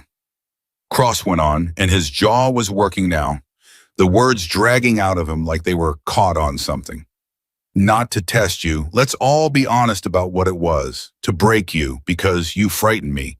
Every shot you made frightened me a little more because every one of them was another piece of proof that I might be wrong about the one thing I was proudest of in my whole life. And God help me, I would rather have stood here and watched you fail than face that about myself. That's the truth. That's the ugly bottom of it. And I'm saying it out loud in front of these men because they watched me do every bit of it, and they've earned the right to watch me own it too. He drew himself up. And then Sergeant Major Daniel Cross, in front of 40 of the Army's finest, came to attention and saluted the woman he had called a weather girl at dawn and tried to send to the coffee station. I was wrong about you, Major, wrong down to the root. And I'm sorry, not the kind of sorry a man says to smooth a thing over and move past it. The kind a man carries. The kind that changes how he does the job for whatever years he's got left. Emily Carter looked at him for a long moment. The men on the line held their breath because they had no idea which way it would go, and she'd have been within every right to let him stand there in it. But then she returned the salute, and when she spoke, her voice had gone softer than it had been all day, the first real softness in it since dawn. Put your hand down, Sergeant Major. He did. Now I'm going to tell you something, and I need you to actually hear it, not just stand there and take it, because you are not a bad man, and I would hate for you to drive home tonight believing you are. You are one of the finest instructors this Army has ever produced. That mountain of a reputation you carry, you earned every inch of it the hard way over 25 years. And none of what happened today erases one day of that. That part is real, and I want you to keep it. Cross said nothing. He just watched her brace the way a man braces for the part he knows is coming. But the thing you were proudest of, Emily continued, and now the softness had steel running through it. That gift for reading a soldier in 3 seconds, I need you to understand something about it. It was never a gift. It was a habit, and it was a dangerous one. Because the day a man decides he can know a person before they've shown him anything at all is the day he starts quietly closing the door on everyone who doesn't happen to match his picture of what a soldier's supposed to look like. She let that settle. How many good ones did that habit cost you, Sergeant Major, over 25 years? How many walked onto your range and got a verdict in the first 3 seconds and never got a fair fourth? How many did you write off before they'd fired a round just because they came in looking wrong to you? Cross didn't answer. He couldn't, because the question had gone straight past all his defenses and found the exact soft place inside him it had been aimed at, and it had lodged there. And he understood in that instant that he was going to be turning it over for the rest of his life, whether he wanted to or not. I don't know, he said at last, and his voice had dropped to almost nothing. That's the honest answer, and it's the worst one. I genuinely don't know. There's no list. There's no file. I'll never know their names. I sent them home in 3 seconds, and I never thought about them again. And now I can't stop thinking there were good soldiers in there. Maybe great ones. And I'll never be able to find them or fix it because I didn't even know I was doing it. No, Emily said, and there was real gentleness in it now. You won't ever find them. That door's closed and it stays closed, and you're going to have to make your peace with carrying that. But here's the part that actually matters. The only part that ever matters. She stepped a fraction closer. You'll know it going forward. And that's the whole thing, Sergeant Major. That's the only apology that ever means a damn. Not the words you just said to me. Those are just words, and words are cheap, and every man makes them when he's cornered. The real apology is what you do with the next soldier who walks through that gate not looking the way you expected greatness to look. That's where you pay this back. Not to me, to them. Ryan Mitchell was standing close enough to hear all above it, and something shifted in his chest that he would carry for the rest of his career. Because he'd spent the entire morning certain the story was about who could shoot. And it wasn't. It never had been for 1 second. It was about this. About a proud, powerful man being handed the unvarnished truth about himself in front of everyone he commanded, and about a quiet woman who, in the exact moment she had every right in the world to destroy him for what he'd done to her, chose instead to hand him a map out of it, chose to make him better instead of making him small. And Ryan understood watching it that he was seeing the actual difference between a person who was merely good at something and a person who was worth following. The investigation moved fast after that, the way things do when a full colonel and a wrong senior officer are both standing directly on top of them, refusing to let them slow down or quiet down or get buried in process. Frank Wachowski broke within the day. There was nothing left in him to fight with once the drive was logged into evidence and the fire was out, and he understood the full and final weight of what was rolling toward him. And what came pouring out of him over the following weeks was uglier and larger and sadder than even Emily had let herself fear. It had started small. It always does. Years back, there'd been a struggling young soldier that Wachowski happened to like, a good kid he thought had gotten a raw deal. One failing score he nudged quietly up to a pass. Just the once. Just to give the kid a break the system was too rigid to give him. And the kid's unit was happy, and no one ever noticed, and the world did not end.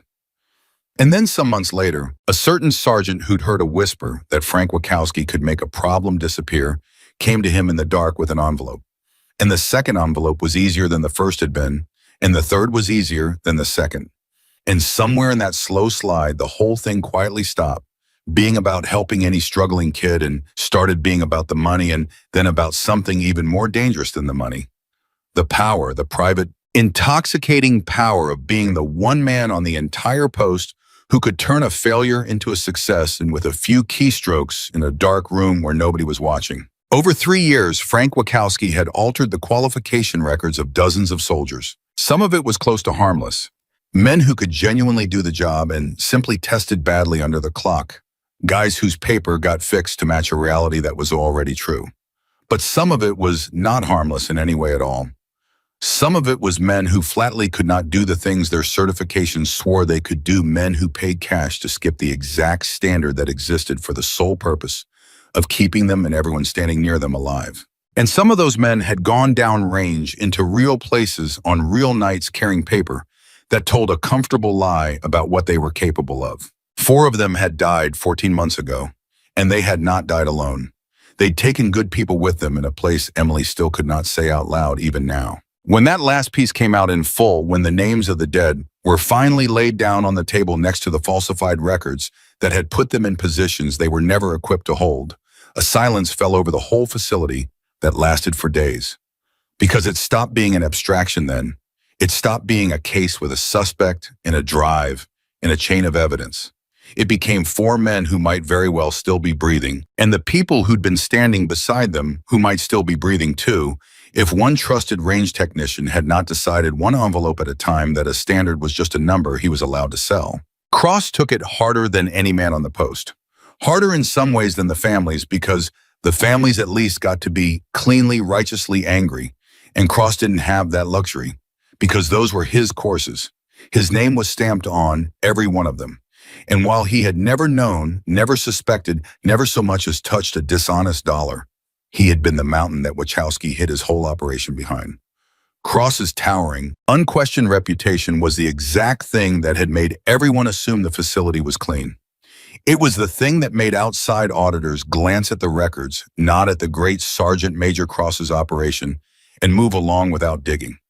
It was in the bitterest irony of the entire affair, the precise reason Emily herself had been forced to come in disguised as a nobody in a plain uniform just to get one honest, unguarded look at how the place really ran. Cross's own certainty, his own iron pride, his own authority that no one ever thought to challenge, had been the perfect roof over the rot. Precisely because no one, least of all Daniel Cross, had ever once thought to look up and question it. "He used me," Cross said to Emily one evening, weeks into the grind of it. The two of them standing in the gutted, smoke-stained records building where Wachowski had tried to burn it all down. "That's the part I can't get around. He didn't need to bribe me. He didn't need to threaten me or turn me or bring me in on it. He just needed me to keep being exactly who I already was. So certain of myself, so sure the place was clean because I was running it that nobody would ever look twice. My pride wasn't just my own private failing, Major. My pride was the roof he built the whole thing under. He was safe as long as I was arrogant, and I was arrogant every single day for 25 years. Yes, Emily said. She didn't soften it. She had long since stopped softening things for Daniel Cross because somewhere in the weeks of working the case alongside him, she had come to respect the man too much to lie to him even kindly. That's exactly what it was. A man who is certain he cannot be fooled is the single easiest man in the world to fool. You spend so much of yourself defending the thing you're sure of that you've got nothing left over to watch the thing you should have been watching. Every con in history runs on exactly that. Not on the mark's stupidity, on the mark's certainty. Cross was quiet for a long time looking at the blackened wall where 3 years of paper backups had gone up in smoke. "How do you do it?" he asked finally. "I've been trying these last few weeks, genuinely trying to catch myself in the act, and I can't stop it. The judgment's already there before I even know it's happening. Somebody walks in and inside 3 seconds, my gut's already handed me a verdict wrapped up and delivered, and I never asked it to. How in God's name do you not do that?" "I do it," Emily said, and Cross turned to look at her, honestly surprised. "Of course I do. Everyone does. Your gut hands you a verdict in 3 seconds. So does mine. There is no switch to turn that off, and any man who tells you he's turned it off is either lying to you or lying to himself. It's built into the animal. It kept our ancestors alive. The difference between you and me, Sergeant Major, was never that I don't judge people on sight. The difference is what I do in the 4th second. Cross looked at her. "The 4th second?" "In the 4th second," Emily said, "I remind myself that the verdict my gut just handed me is a guess, not a fact. A guess made in an instant by a tired and biased animal on almost no real information at all. And then I hold that guess loosely in my hand instead of gripping it like it's the truth, and I let the actual person in front of me prove it right or prove it wrong on their own terms and their own time. That's the whole trick. That's the entire thing. You don't have to stop the judgment from forming. You couldn't if you tried. You just have to stop believing it before it's earned the right to be believed." Cross absorbed that slowly, the way a man absorbs a thing he already knows he'll be working on for whatever years he has left. "The 4th second," he said again quietly, like he was setting the words somewhere safe. "The 4th second," Emily agreed. "That's where the good ones live, Sergeant Major. Every single person on Earth has got the first 3. Almost nobody in the whole world ever bothers with the 4th. And that little gap, that 1 second most people never even know is there, that's damn near the whole difference between the leaders worth following and the ones who just happen to be in charge." The evaluation program was torn down to the studs and rebuilt from the ground up. Every last qualification Wachowski had ever laid a finger on was pulled and dragged back into the light and re-examined one by one, and the men who'd bought passes they hadn't earned were run back through the real standard. The honest one and the ones who failed it were quietly pulled out of the positions that had been assuming a competence they simply didn't have. It happened without ceremony and without public shame before any of them could get anyone killed the way the first 4 had.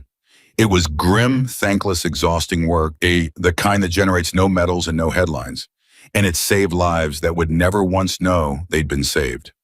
Which Emily said more than once was the only kind of life-saving that had ever really counted for anything. Colonel Hayes offered Emily the run of the rebuilt program when it was done. Command of the entire facility if she wanted it, rank resources, a permanent home, her name on the door. She turned it down flat. "That's not my job, sir," she told him, packing up the last of her files. My job is to build the methods and then go out and find where they're breaking in the real world. If I plant myself here and run one facility, I stop being the person who catches the next Frank Wachowski at the next post. And there's always a next one, sir. There's always a next post and a next quiet man in the dark who's decided the standard is just a number he can sell. She almost smiled. Besides, I'm only useful as long as nobody knows who I am. The second I pin on the command and take the corner office, I lose the one thing that makes me any good at this. Nobody in the history of the world ever underestimated a colonel walking through the door. Hayes laughed, tired and real. You like it. That's what I can't get over. You actually like being underestimated. I've stopped hating it, Emily said. There's a real difference between the two, and it took me half a career to find it. When you hate it, it eats you alive from the inside. You pour every ounce of your energy into being furious that people can't see what you are, and the anger hollows you out, and it never once changes their minds. But the day you finally let go of needing to be seen, the whole thing flips over in your hand and turns into the sharpest tool you own. Because the entire world walks straight up to you and tells you exactly who they are. No guard up, no performance, because they've decided you're nobody, and it's safe to be honest around the help. She closed the last box. Cross told me everything true about himself inside the first 5 minutes this morning. Every flaw, every fear, the whole shape of the man. And he never knew he was doing it because he thought nobody important was listening. People show you the truth when they're certain no one who matters is watching. Being nobody is just how you buy a ticket to see it. But of every single person whose life that one long day had reached into and rearranged it was Ryan Mitchell, who was changed the most and the most quietly and the most permanently. He sought her out before she left the post for good. Found her back at the range at the very end of it all, packing that worn old rifle into its case. The same slow, unhurried way she'd first drawn it out at dawn a lifetime ago when 40 men had watched and decided she was a joke. I've been trying to figure out how to say this to you for 2 weeks, Ryan said. And I keep landing in the exact same spot, so I'm just going to say it straight and let it be ugly if it's ugly. That morning when Cross tried to run you off this range, I didn't laugh. I need you to know that, at least. I didn't laugh with them. He shook his head hard, disgusted with himself. But I didn't stand up either. I just stood there. I watched a man do something wrong to somebody who didn't deserve it, and I did absolutely nothing. And then this is the part that's been keeping me up. Then I told myself that not joining in and laughing somehow made me one of the good guys. It didn't. I've had 2 weeks to sit with it, and I finally see it clear. I wasn't a good guy standing quietly on the sidelines. I was just a politer, quieter version of the exact same thing they were doing. Emily looked at him, and this time there was real warmth in her face, the first true warmth she'd shown the whole endless day. You have any idea how rare it is what you just did right there, she said. You just walked up to me and took responsibility for a thing you didn't even do. Do you understand how few people on this earth can manage that? Most people can't take honest responsibility for the things they actually did with their own 2 hands in plain daylight. And you just claimed a wrong that was only ever a silence. She set the case down. Staff Sergeant, listen to me. The difference between the man who mocks and the man who stays silent, while it happens, that difference is real and it matters, and you shouldn't throw it away. But you're also right that it's a smaller difference than the silent man likes to comfort himself with at night. And the fact that you can see that all on your own with nobody standing over you, making you see it, with nothing at all to gain from admitting it. Son, that right there is the whole ballgame. That's the one thing in this entire business I have never once been able to teach. I can teach any fool with enough hours to shoot. I cannot teach that. You broke my record with iron sights, Ryan said, and he let out a laugh that was half a groan, helpless. You wrote the whole program that built me into whatever I am. You made that impossible shot at 400 yards to save the entire case. And out of everything, the thing you're standing here telling me actually matters is that I felt bad about not standing up for you at dawn. Yes, Emily said, simple and certain. Because the record is just a number, and it'll get broken again, probably by you, probably next year. And the program is just a method, and somebody smarter than me will improve on it. Eventually, and both of those things are completely replaceable. Men who can shoot the eye out of a target at 400 yards, this army's got them by the thousands, and it can always make more. What it's always been short on, what every army in the whole of human history has always been desperately short on, is the one man who'll do the right thing at the moment. The right thing isn't uncomfortable when nobody's making him do it, when there's nothing in it for him, and when the easy thing is just to stand there quiet and let it happen. She snapped the case shut with a hard click. You've got the shooting, Ryan. You always had the shooting and you always will. But what you found out about your own self these last 2 weeks is worth 10 of every record you're ever going to break. Do not lose it. Guard it harder than you guard your scores. It is rarer than any shot I made on this range today, and it'll matter 100 times more on the day it counts. Ryan was quiet for a long moment, and when he spoke again, his voice had gone rough. Will I ever see you again? Probably not, Emily said not unkindly. That's more or less the whole point of what I do. I show up, I find the truth, and I disappear before anybody gets used to my face. She lifted the case and then she paused and she looked at him one last time.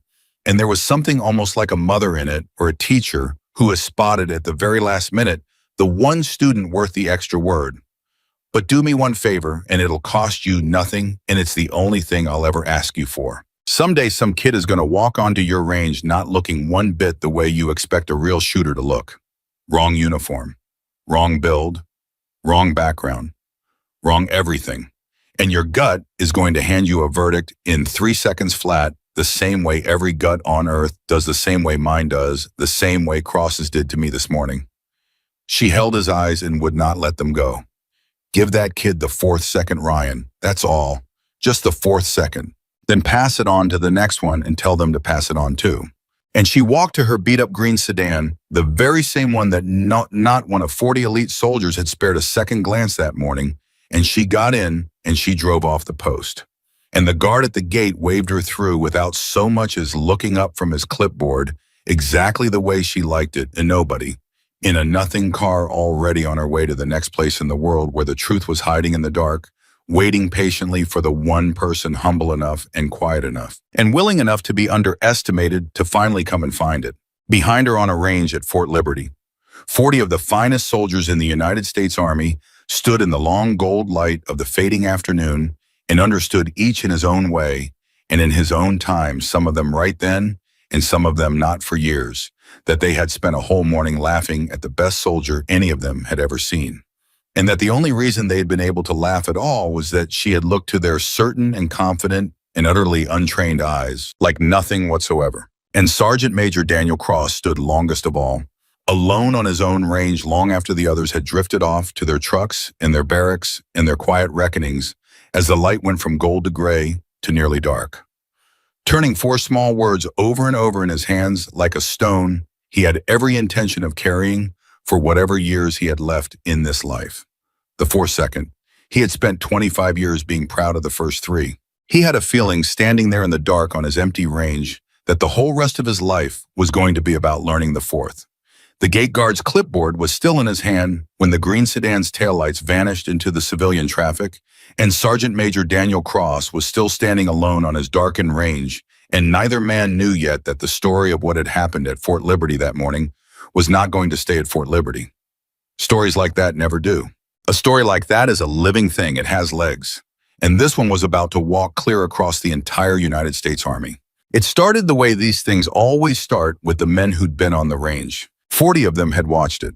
40 of the best soldiers in the country, men who traveled constantly, who rotated to other posts, who sat in mess halls and barracks and bars and long, boring training courses all over the world, and did the things soldiers have done since there were soldiers. They told stories. And the story of the quiet woman in the plain uniform, the one Sergeant Major Cross had tried to send to the coffee station, the one who'd peeled the scope off her own rifle on shadow range and shot into the future, the one who'd frozen a fleeing traitor at 400 yards with nothing but iron sights and saved 4 dead men, their justice, that was not a story a soldier tells one time and forgets. That was a story a soldier carries in his chest and tells for the rest of his life, and tells it again to his kids and again to the young soldiers he trains until the day he dies. And here is the strange and beautiful thing about the way it spread. It did not spread as a story about shooting. That surprised people when they stopped to think about it. You would think the shot would be the thing. 400 yards, iron sights a moving man, a lying crosswind, called on the first and only try with a traitor 30 seconds from the gate. That is the kind of thing that becomes a legend all on its own, the kind of thing that grows in the telling until she's making the shot from a mile out in a hurricane with a broken rifle. But that was never the part that stuck. The men who'd actually stood on that range when they told it always seemed to move past the shot fairly quickly.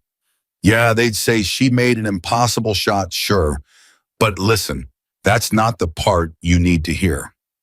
Let me tell you what she said to Cross afterward. Let me tell you about the fourth second. The fourth second. Two words a major had spoken quietly to a broken sergeant major on a cold range in North Carolina. And inside of a single year, those two words had traveled to posts Emily Carter had never set foot on, carried in the mouths of men who had never once met her, spoken to young soldiers who had never even heard her name, and had no idea the phrase belonged to anyone at all. Ryan Mitchell was the engine behind a great deal of that, though he never once reached for the credit and would have been embarrassed to be told he deserved any. He'd made her something like a promise at the very end, standing by that rifle case in the fading light, though it hadn't felt like a promise while he was making it. She'd told him to give the next kid the fourth second and then to pass it on. And Ryan Mitchell turned out to be exactly the kind of man who, once he finally understood something true, all the way down to the bone, could not for the life of him let it go again. He was promoted inside the year. His shooting had always made that a matter of when and not if. But it wasn't the shooting that got him pulled into the assignment that changed the shape of his whole life. It was something his own commanders kept noticing and couldn't quite find the word for. A steadiness, a patience, a way he had of looking at a soldier, of holding his own judgment loose and open, of giving a person room and time to become something surprising instead of slamming a verdict down on them in the first 3 seconds. The Army, still reeling and rebuilding its entire precision marksmanship pipeline in the long shadow of the Wachowski disaster, needed instructors who understood not merely how to shoot, but how the whole system had failed so completely and killed so many. And Ryan Mitchell understood that better than almost any man alive, because he had been standing on the range rifle in hand on the very day it all came apart at the seams. So Staff Sergeant Ryan Mitchell became an instructor, and then in time a genuinely good one, and then over the years something close to a legendary one. But he was a wholly different kind of legend than Daniel Cross had ever been. Because on the first morning of every single class Ryan Mitchell ever ran, before one round was fired, before one soldier so much as picked up a rifle off the rack, he sat them down and he told them a story. He told them about a cold gray morning at Fort Liberty, about a quiet woman in a plain uniform carrying nothing but a tablet full of weather data, about 40 of the very best shooters in the entire Army himself standing right there among them, who took exactly one look at that woman and decided together in about 3 seconds that she was nobody at all. He told them how she'd been laughed at and mocked and told to her face to go stand by the coffee station where she belonged. He didn't soften his own part in it either. He always told them plainly that he hadn't laughed, but he hadn't stood up either, and that he'd learned the hard way that the silence of a decent man is closer to the laughter of a cruel one than the decent man likes to believe. And then he told them in careful detail what that woman had done. All of it. The cold bore shot, the shadow range, the scope she took off her own rifle, the live round, and the way she'd become the calmest person on a range full of paralyzed elite soldiers, the shot at 400 yards, the traitor, the 4 men who'd have died because a standard had been sold in the dark. And then every time he told them the part that actually mattered. Every one of you, Ryan would say at the end, walking slow down the line, looking into the new faces one at a time, is going to spend your whole career reading people. That's the draw. Whether you know it or not, that's the draw. You'll read the enemy. You'll read the ground under your feet. You'll read the men and the women standing right next to you, the ones you'll trust your life to. And I promise you this, your gut is going to hand you a verdict on every one of them inside about 3 seconds, fast and confident and delivered before you even asked for it. That's normal. That's human. That's 100,000 years of survival wired straight into you, and I am not going to stand up here and lie to you and tell you that you can shut it off, because you can't. Nobody can. The finest instructor I ever knew couldn't. Then he'd stop. Every single time he'd stop and let the range go quiet and let it land. But I'm going to tell you about the 4th second, and I want you to hear me. If you walk out of this course and you forget every wind call I taught you, and every ballistic table and every position, If all of it leaks straight out of your head the day you leave, I want you to take one thing with you and keep it forever. The fourth second. In the first three, your gut hands you its verdict. In the fourth, you decide whether you're the kind of soldier who believes that verdict on sight, or the kind who holds it loose and makes the person prove it out. A woman taught me that on the worst and the best day of my whole life. She never once knew how much it changed me, and it made me a better soldier than any shooting ever did, and a better man than I had any right to become. Some of the kids rolled their eyes the first time they heard it. They always did. They hadn't signed up for a shooting course to sit and listen to a sergeant get philosophical about seconds. They wanted to put rounds down range and feel like warriors. And Ryan let them roll their eyes because he'd rolled his too once at a woman he'd badly underestimated. But a strange thing happened over the weeks of every course he ever ran, and it happened without fail, class after class after class. By the end, the eye-rolling had stopped, because somewhere in the middle of every single course, that class would have its own moment. Some kid nobody had bet on some quiet soldier who'd been written off in everyone's first 3 seconds, some wrong-looking, wrong-shaped, easy to overlook nobody at the end of the line would turn out to be the best natural shooter in the whole group. And Ryan would catch the eyes of the ones who doubted the ones who'd rolled their eyes at his story on day one, and he wouldn't even have to open his mouth. They'd remember. They'd understand.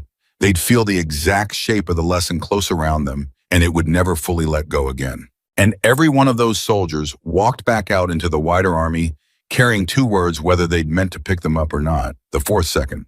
It became over the years something close to a quiet creed among a certain kind of soldier. Never an official one. You would never find it printed in any manual or stapled into any regulation. It spread the way the truest things have always spread among fighting men, mouth to mouth, story to story, from someone who had finally understood it to someone who was just barely ready to. A soldier would be standing there about to write another human being off, and a buddy would catch it in his face and just murmur low, "Give him the 4th second man." And that was all it took. Everyone who mattered knew exactly what it meant. It was a password among the good ones, a way of recognizing your own kind. Emily Carter, of course, was long gone by then and had not the faintest idea that any of it was happening, which was precisely how she'd have wanted it had anyone thought to ask her, and nobody ever did, because the whole quiet strength of what she did depended entirely on nobody ever knowing her name. She moved from post to post, plain unremarkable, endlessly underestimated, finding the next patch of rot in the next dark corner, quietly saving the next batch of lives that would live out their whole spans, never once knowing they'd been saved. She climbed out of the same kind of forgettable car at the same kind of range, and she let the same kind of loud, confident, certain men decide the same wrong thing about her all over again, and she used it the way she always had, the way she'd made a long and hard-won peace with using it. And somewhere out there, she was still doing the work quiet and alone, while 2 of her words traveled the entire army without her doing more good in her name than her name ever could have. She had made her peace with being invisible. It was, she'd told Colonel Hayes once, the sharpest tool she owned. But here is the twist that not even Emily Carter, with all her patience and all her reading of people, ever saw coming. Because Daniel Cross was not finished. Not by a long, long way. Everyone had assumed in the raw aftermath of that morning that the whole affair would quietly finish off Cross's career, that the great sergeant major had been humbled and exposed and stripped bare, made to stand on his own range and salute and apologize to a woman he'd tried to throw off it, and that a man that proud, that publicly and completely broken in front of everyone he'd ever commanded, would put in his retirement papers within the year and slip off quietly to fade into a long gray silence somewhere. That's what the men on the range had assumed, watching him stand alone in the dark that evening, unable to move. That's what Cross himself had assumed in those first savage weeks, when the shame of it was still a live electrical wire running straight through the center of his chest, humming, keeping him up at night. He did not fade away. He did something that almost no man with 25 years and a mountain of pride behind him ever manages to do, not once in 100. He changed, genuinely, all the way down to the foundations. At an age when nearly every man alive is far too set in the concrete of himself to change so much as a habit, let alone the very thing he'd built his entire identity upon. He stayed in, and then, to the open astonishment of everyone who knew him, He formally requested to be put back to work doing the one single thing that every soul on that post now assumed he could never again be trusted to do: evaluating soldiers, reading them, standing at the gate and deciding who had it and who didn't. Colonel Hayes fought him on it hard at first. It seemed like madness. The man's judgment had been the exact thing that failed catastrophically in front of 40 witnesses. Why in God's name would you put him back in the very chair where he'd failed the worst? Why hand the keys back to the man who'd nearly let a room full of people be killed rather than admit he'd misread a stranger? And Cross had answered him with a single sentence that Colonel Marcus Hayes would carry with him for the rest of his own career and repeat to other officers for years afterward. "Because I'm the one man on this entire post," Cross said, standing there gray and steady in Hayes' office. Who knows for an absolute fact that he can't trust his own first 3 seconds? Every other instructor you've got out there still believes in his gut. Every one of them still thinks he can read a soldier at the gate the way I used to think it. I'm the only one who's had his gut proven dead wrong in front of 40 witnesses on his own range. Sir, with respect, that doesn't make me the worst man you've got for this job. That makes me the only one who's actually earned the right to do it right. The rest of them haven't been humbled yet. I have. Use it." Hayes looked at the old man for a long moment, and then he let him back in.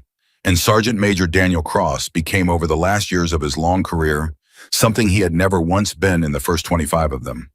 He became a man who was known quietly, reverently, among the soldiers who passed through his weathered old hands for one particular and precious thing.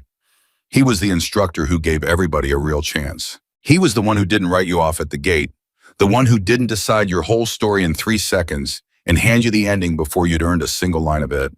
He became known among the young soldiers as the sergeant major, who, when some kid walked onto his range, not looking one bit the way a shooter was supposed to look, wrong build, wrong bearing, wrong background, wrong everything, would get a hard, closed, skeptical look on that old leather face of his. The old verdict rising up in him, same as it always had and always would, and then visibly, so that anyone watching close could actually see it happen, would take one slow, deliberate breath and let the look go and say in a voice gone quiet and even, "All right, show me what you've got." The young soldiers who trained under the new Cross never knew a thing about the old one.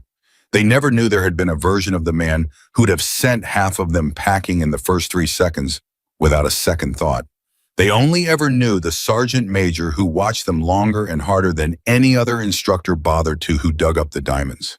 Nobody else looked closely enough to find who had somehow, in flat defiance of everything anyone knew about his reputation and his pride and his advancing age, taught himself the rarest skill an old dog ever learns. He had taught himself to wait. He never told a one of them why.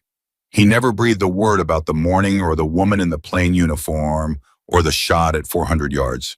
It wasn't his story to tell for his own glory, and he understood that all the way down.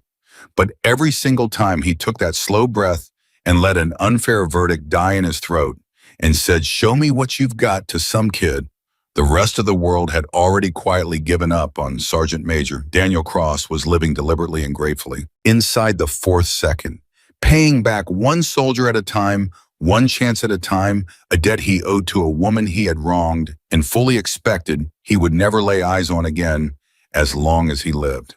The only apology that ever means a damn, she'd told him on that range, isn't the words. It's what you do with the next one. And Daniel Cross spent every remaining day of his career doing exactly precisely that. There was one more thing, though, one final piece, and it is the piece that gathers the whole long story up and ties it closed. And it did not happen for years and years after almost everyone else involved had moved on with their lives. Cross was near the very end of it all. His final year in the Army, his final class. An old man, now truly old, the legend gone gray and slow and stiff in the mornings, running one last group of green new soldiers through the plain fundamentals before he hung the whole thing up for good and went home for the last time.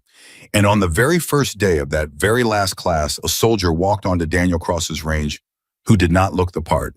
Small, quiet, wrong build for it, wrong bearing, of the kind of kid the eye just slides right off of, standing all the way down at the far end of the firing line, alone in the exact way that people stand when they have spent an entire young life being overlooked and have long since stopped fighting the current of it. And Daniel Cross, old and gray, And finally Wise felt the old verdict rise up in him inside the first 3 seconds, sharp and certain and confident the way it still did. The way Emily had told him all those years ago that it always, always would, because you never do turn the thing off, you only learn what to do in the fourth second. And so the old man took his slow breath and he let the verdict go. And he watched instead. And the kid could shoot. Not just well, the kid could really shoot. With a quiet, unhurried, wasteless economy that reached out and pulled hard at something buried deep in the back of Daniel Cross's memory. An echo, a ghost, something he couldn't quite name or place at first and couldn't quite let go of either. The kid read the wind before a single instructor thought to mention wind. The kid didn't fuss and fidget with the rifle the way the nervous ones didn't perform for the line, didn't showboat. He just settled in low behind the weapon like a man lying down in his own bed, like someone who had been doing this exact thing his whole entire life, and he did it. And old Cross found himself standing there watching this overlooked, easy-to-miss kid at the very end of his line with a strange tightness climbing up through his chest because he had seen this before. Somewhere, a long, long time ago, on a cold gray morning that had cracked his whole life open and remade it. At the end of that first day when the others had drifted off toward the trucks, Cross walked slowly down to the far end of the line to where the quiet kid was packing up his gear alone. "Where'd you learn to read wind like that, son?" the old sergeant major asked. "That's not a thing they teach you in basic. That's not a thing you pick up off a range card. That's something you learn from somebody who really truly knows, somebody who lived it." And the kid looked up at him, and there was something almost shy in his face, something almost private, and he said, "My mom, Sergeant Major, she taught me. She taught me pretty much everything I know. She used to say it all the time growing up. She'd say the scope only shows you where the target is, but a real shooter needs to know where it's going to be." And Daniel Cross went absolutely, completely still. Because he had heard those exact words in that exact order, with that quiet certainty one single time before, in the entire course of his long life, on Shadow Range. From a woman in a plain uniform he had marched out there specifically to break. The words that had stopped his heart cold the very first time they'd reached his ears. And here they were again, years and years later, spoken by a quiet, overlooked kid at the tail end of his final line. A kid who had come within a breath of being written off in 3 seconds by an old man who had learned just barely, only just barely in time, how not to. "Your mother," Cross said slowly, and his old voice had gone rough and was not remotely steady, and he did not try to steady it. "What's your mother's name, son?" "Carter Sergeant Major," the kid said. "Major Emily Carter. She's retired now a few years back. She doesn't talk a whole lot about the work she did, most of it. She says she still can't. But she told me one story one time, just once, about a range down in North Carolina and a sergeant major who she said taught her the single most important thing she ever learned about being a soldier and about being a person." The kid smiled, a little uncertain now, plainly wondering why this old legend was staring at him like he'd seen straight through the years. "She said his name was Cross. You wouldn't happen to know him, would you, Sergeant Major? She always told me if I ever crossed paths with him somewhere, I was supposed to tell him something for her." Daniel Cross's throat had closed almost all the way shut. He had to work to get the words out at all. "What?" he managed barely above a whisper. "What did she want you to tell him?" The kid straightened up the way a young soldier does when he's delivering a message that clearly matters, even one whose full weight he can't yet feel. "She said to tell him," the kid said, "he passed it on, and that's the whole reason it worked." And Sergeant Major Daniel Cross, in the last class of his last year, an old man standing on the same kind of range where the whole thing had begun a lifetime ago, finally understood the full and complete, imperfect shape of the thing he had been living quietly inside of for the entire back half of his life. Because Emily Carter had known. Somehow, from wherever she had gone off to moving quiet and invisible from post to post for all those years, she had known that he had changed. She had known without ever once coming to check, without ever sending a word, that the 2 small words she'd handed him on the worst morning of his life had taken deep root in him and grown into something. She had known he'd spent the last long stretch of his career passing it on, one overlooked soldier at a time, one slow breath, and one show me what you've got at a time. And she had done the one thing that could close the circle completely. She had sent her own son, her own boy, the person she loved most in all the world, straight through Daniel Cross's line, at the very end of it so that the old man would know. So that before he hung it all up and walked away for good, he would know that the debt had been paid in full and then some. That every bit of it had been worth it. That the fourth second he'd learned from her on the day he'd tried and failed to break her had traveled all the way around the world and all the way down the years and come back at last to her own child. And been given to that child freely, without hesitation, without the old man even knowing whose son he was holding loose in his hands, by the very man she had once had every right on earth to destroy and had chosen instead to build. She had not destroyed him. She had made him better. And he had spent the whole rest of his life proving one soldier at a time that she had been right to. Cross looked at the quiet kid at Emily Carter's son, the boy who had come within a hair's breadth of being overlooked and hadn't been. And the old sergeant major felt something break wide open in his chest that had been slowly, quietly healing for 20 years. "Yeah," Cross said, and his voice was thick now and wet, and he did not care one bit who saw it, not anymore. That man was long gone. "Yeah, son, I know him. I know him about as well as a man can know anybody." He reached out and put one old heavy hand on the kid's shoulder, steadying himself against it as much as steadying the boy. "You do something for me next time you talk to your mother. You tell her I got her message, every single word of it, and you tell her." He had to stop. He had to breathe. The fourth second still teaching him, even here, even now, at the very end of everything. "You tell her thank you, from me, for not judging me by what she saw before I ever had the chance to show her who I could turn out to be. You tell her that's the whole reason I became a man worth the fourth second at all, because she gave me mine first." The kid didn't fully understand it, not yet, not all of it, but he nodded solemn and he tucked the words away carefully somewhere safe, and he would understand it someday, the way all the truest things finally come to be understood in their own time, when the person is at last ready to carry the whole weight of them. And that, in the end, is the story of Major Emily Carter. And it did become a legend throughout the whole of the United States military, exactly as every man standing on that range had felt in his bones that it someday would. But not for the reason a single one of them expected on that cold gray morning. Not because she made impossible shots, though she surely did. Not because she was the finest natural marksman that any of them had ever seen or ever would, though she was that too beyond any argument. Not even because she caught a traitor and saved 4 dead men their justice, and tore down a corrupt system, and built an honest one back up in its place. Though every word of that was true and lives were saved because of it. She became a legend because a proud man tried to decide exactly who she was before she had shown him a single thing, and she took that ugliest, cruelest moment of her whole day and turned it with nothing but patience and mercy, and 2 quiet words into the most important lesson an entire generation of American soldiers would ever learn, because she reminded every man who ever heard the story of one plain and permanent and unshakable truth. A truth worth more than any medal ever struck, more than any record ever set, more than the most impossible shot ever fired by human hands. Never decide who a person is before you have given them the chance to show you who they truly are. The gift was never in the first 3 seconds. It never has been for any of us in the whole history of people looking at other people and thinking they already know. The gift and the greatness and the entire measure of a soldier and of a human being has only ever lived and will only ever live in the fourth.